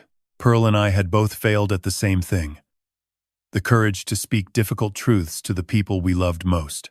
The next morning, I drove to the hardware store on Bull Street and bought a wheelchair ramp kit. Derek helped me install it that afternoon. We measured, cut, drilled, and bolted in near silence, communicating mostly through nods and gestures, the way men build things when words feel insufficient. When we finished, Pearl wheeled herself down the ramp and back up again. Twice, her face lit with the small, fierce joy of a woman reclaiming a freedom she had lost. That evening, I asked Derek to sit with me on the porch. The sun was dropping behind the tree line, turning the sky the color of a ripe peach, and the cicadas were tuning up for their nightly performance. I owe you more than an apology, I said. I owe you 6 years of apologies. Every time I looked at you sideways, every time I questioned your character, every time I believed the worst about you without evidence, I was wrong. I wasn't just wrong about the facts. I was wrong about the kind of man I was. Derek leaned back in the chair and crossed his arms. Not defensively. More like a man settling in for a conversation he had waited a long time to have. I married your daughter knowing you didn't approve of me, he said. I told myself it didn't matter, that I'd win you over eventually. But after a while, I realized you weren't evaluating me. You had already decided. And once a man decides, evidence doesn't change his mind. Only pain does. You're right. I'm not saying that to punish you, Walt. I'm saying it because I need you to understand that the damage wasn't just what happened on that staircase. It was years of small cuts. Every holiday where you watched me like I might steal the silverware. Every phone call where you asked to speak to Vanessa instead of saying hello to me first. Every time Pearl defended me and you changed the subject, I listened. I did not interrupt, did not explain, did not defend. I owed him the silence I had never given him before. But here is what I need you to know, Derek continued. I'm still here. Not because I've forgiven you, because I'm not there yet, and I won't pretend I am. I'm here because Pearl needs me. And because underneath all the judgment and the suspicion, I believe there's a decent man who lost his way. I'm betting on that man. He stood, patted my shoulder once, and walked inside. I stayed on the porch until the stars came out. The oak tree between our house and CJ's stood black against the sky, its branches spreading wide like the arms of something ancient that had seen worse than this and survived. A light clicked on in CJ's study, and I saw his silhouette move past the window, a man going about his evening routine, unbothered by the dramas next door, because he had learned long ago that life delivers its wounds and then expects you to keep walking. Pearl's voice drifted through the screen door. She was talking to Derek in the kitchen. Something about tomorrow's grocery list and whether they needed more ginger for her tea. The sound was ordinary, domestic, unremarkable, and it was the most beautiful sound I had heard in weeks. I went inside, kissed Pearl's forehead, nodded at Derek, and climbed the stairs to bed. For the first time in 2 months, I slept through the night without dreaming. By December, the live oaks had dropped most of their leaves, and the Savannah air carried the clean, metallic bite of approaching winter. Pearl's physical therapy had progressed from wheelchair to walker, and on good mornings she could cross the living room with nothing but a cane and Derek's arm hovering 2 inches behind her back. The doctors said she might walk unassisted by spring. Pearl said she would walk unassisted by February, and nobody in the house was foolish enough to argue with her. We sold Vanessa's house in 11 days. A young couple from Statesboro made an offer the morning after the listing went live, and Derek signed the papers without returning to the property. A real estate agent handled the walkthrough, the inspection, the closing. Derek asked only that someone remove a framed photograph of him and Vanessa from the hallway before the buyers moved in. The agent mailed it to our house in a padded envelope. Derek opened it at the kitchen table, looked at it for a long moment, and placed it face down in a drawer without a word. The proceeds from the sale, after the remaining mortgage, came to $91,000. Derek insisted the money go entirely into the Loretta James Community Trust. Pearl protested. Derek was firm. That house was built on a lie, he said. The money should go towards something honest. Harold Osei filed the trust's incorporation papers on January 4th. Pearl chose a 5-member board. Herself, Derek, C.J. Jefferson, Grace Tanaka, and a woman named Ruth Simmons, who ran a gambling addiction recovery center in Pooler. I asked Pearl why she had not included me. She looked at me over her reading glasses with a half smile that held no malice. Because you are going to be too busy with the other project. The other project was a house, not the one on Victory Drive, which had stairs Pearl could no longer safely climb, but a single-story cottage on a quiet street in the Ardsley Park neighborhood. 3 bedrooms, a wide front porch, and 0 steps between any room. CJ found the listing. Derek inspected the foundation, the plumbing, the roof. I negotiated the price with the stubbornness of a man who had spent 40 years haggling over shrimp at the Thunderbolt docks. We moved in on the first Saturday of February. CJ organized a team of volunteers from his church. 11 men and women who carried boxes, assembled furniture, and hung curtains with the cheerful efficiency of people who understand that helping is its own reward. By evening, the house was livable. Pearl sat in the new living room in her walker, surveying the space with the expression of a ship captain inspecting a vessel before its maiden voyage. "No stairs," she said. "No stairs," I confirmed. "Good. I am done with stairs." That night, Derek grilled steaks on the back patio, while CJ and I set up a folding table in the yard. Ruth Simmons brought a sweet potato pie. Grace Tanaka brought a bottle of champagne and a spreadsheet showing the Trust's first round of grant applications, 14 families across coastal Georgia requesting funds for addiction treatment. Pearl reviewed each application with the focus of a woman who understood exactly what those families were going through, because she had gone through it herself. We ate under a sky full of stars. The conversation moved from the Trust to the neighborhood to CJ's latest attempt at growing tomatoes in winter, a project everyone except CJ agreed was doomed. Derek laughed at something Ruth said. A full, unguarded laugh that I had never heard from him before. And I realized that in 6 years of knowing my son-in-law, I had never once given him a reason to laugh in my presence. After dinner, Pearl asked me to help her to the front porch. I offered the walker. She waved it away and took my arm instead, leaning into me with her full weight, which was less than it should have been but more than it had been a month ago.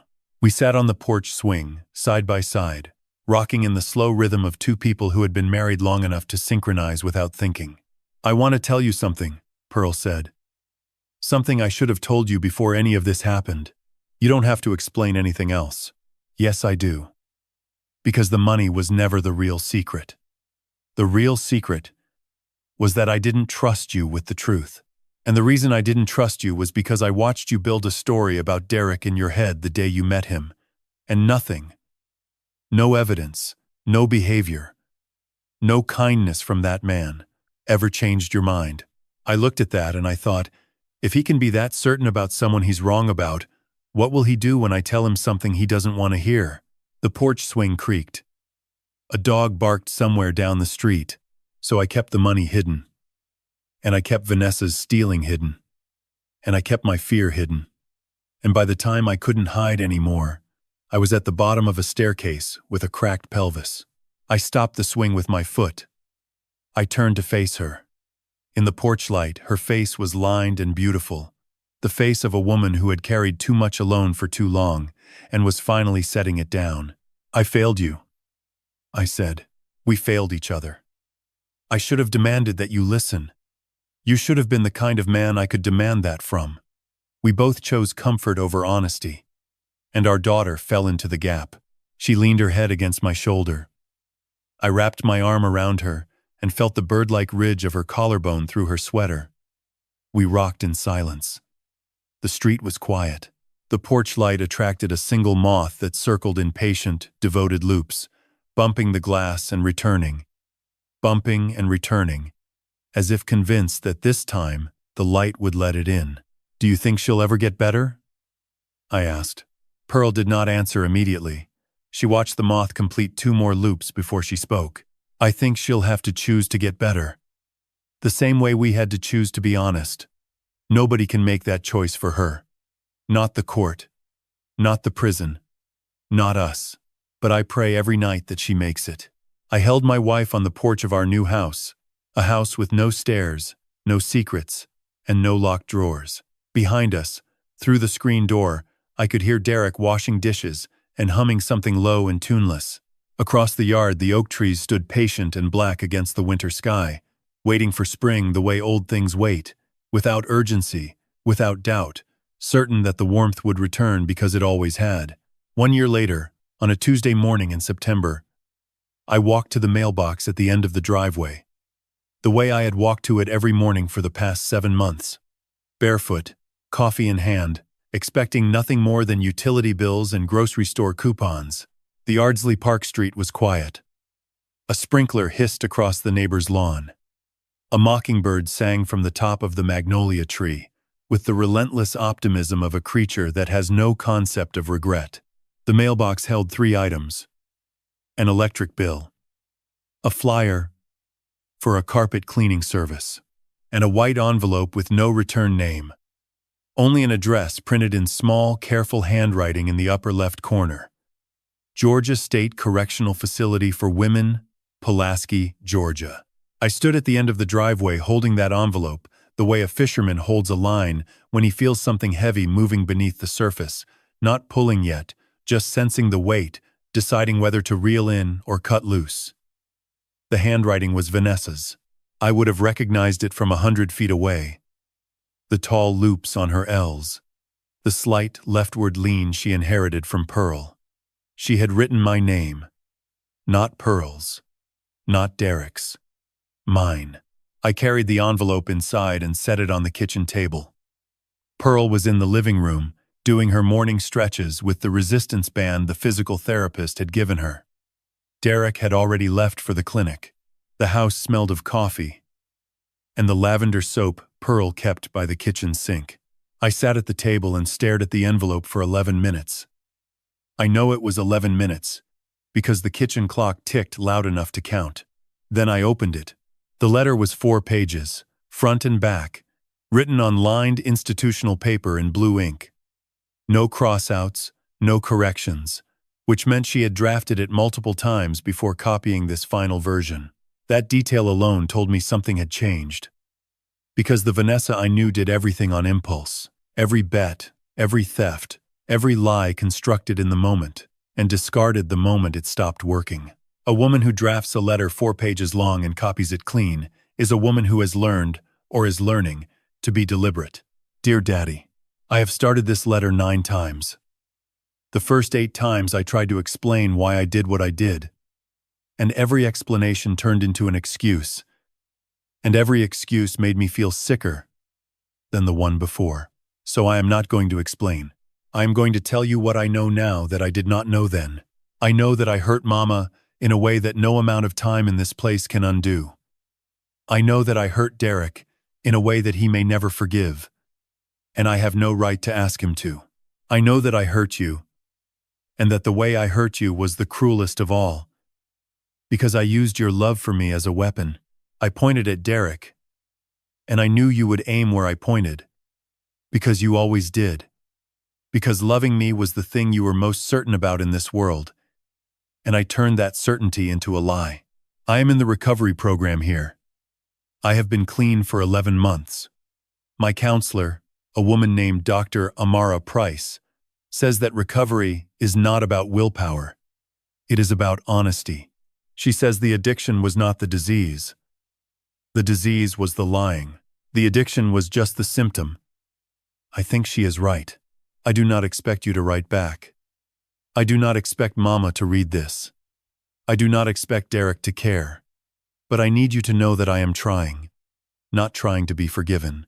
trying to be the kind of person who does not need to be forgiven again. There is a chapel here. It is small, just a room with folding chairs and a wooden cross on the wall. I go every Sunday. I did not go at first. I went because Dr. Price suggested it, and I went angry. The way you go to a place you think has nothing for you. But something happened on the third Sunday. The chaplain, a man named Father Dennis, read a verse from Psalm 51. Create in me a clean heart, O God, and renew a steadfast spirit within me. And I sat in that folding chair and cried for 40 minutes, because I realized that I had never once in my life asked God for a clean heart. I had only ever asked Him for more money, more luck, more time before the consequences arrived. I had prayed like a gambler, always asking for one more hand. Father Dennis says God does not give up on people. He says, that is the whole point. I am trying to believe that. Some days I do. Some days I sit on my bunk and stare at the ceiling and feel nothing. And the old voice comes back, whispering that I am too broken to fix and too guilty to save. But I get up the next morning and I go to the meeting and I tell the truth and I go to the chapel and I ask for that clean heart again. Daddy, I am not writing to ask you to visit. I am writing because Dr. Price says that part of recovery is acknowledging the people you harmed without asking them for anything in return. So this letter is not a request, it is an acknowledgement. I harmed you. I harmed Mama. I harmed Derek. I harmed myself. And I am sorry. Not the kind of sorry that wants something, the kind that simply is. Your daughter, Vanessa. I read the letter twice. Then I folded it along its original creases and placed it back in the envelope. I sat at the kitchen table and listened to Pearl counting her stretches in the living room. 7, 8, 9. And the sprinkler outside, and the mockingbird that had not stopped singing since I walked to the mailbox. Pearl appeared in the kitchen doorway, leaning on her cane. She looked at my face and then at the envelope on the table. Vanessa? She asked. Yes. She walked to the table, slowly. Each step a small victory of bone and muscle over damage. She sat in the chair beside me and picked up the envelope. She did not open it. She held it in both hands, feeling its weight. The way you hold something before deciding whether it belongs in a drawer or a fire. Read it to me, she said. I read it aloud. My voice broke once, on the line about the clean heart, and I paused until I could continue. Pearl listened, with her eyes closed. When I finished, the kitchen was silent except for the clock. She sounds different, Pearl said. She does. Do you believe her? I thought about that question the way I had learned to think about questions over the past year, slowly, without reaching for the first answer that felt comfortable. I believe she is trying. Whether trying is enough, I don't know. But it is more than she was doing before. Pearl opened her eyes and looked at the envelope. Write her back, she said. Tell her that her mother is learning to walk again. Tell her that Derek is still here. Tell her that her father loves her, and that love is not the same as trust, but that trust can be rebuilt if she is willing to do the work. And tell her that God has not given up on her, because He has not given up on any of us, and Lord knows we gave Him plenty of reasons to. I picked up a pen from the cup beside the telephone. I pulled a sheet of paper from the printer tray, and I began to write. Outside, the mockingbird sang. The sprinkler turned. The September sun climbed above the magnolia tree and poured warm light through the kitchen window, laying a bright rectangle across the table where my hand moved, where the ink flowed, where the next chapter, unwritten and uncertain and terrifying and alive, began.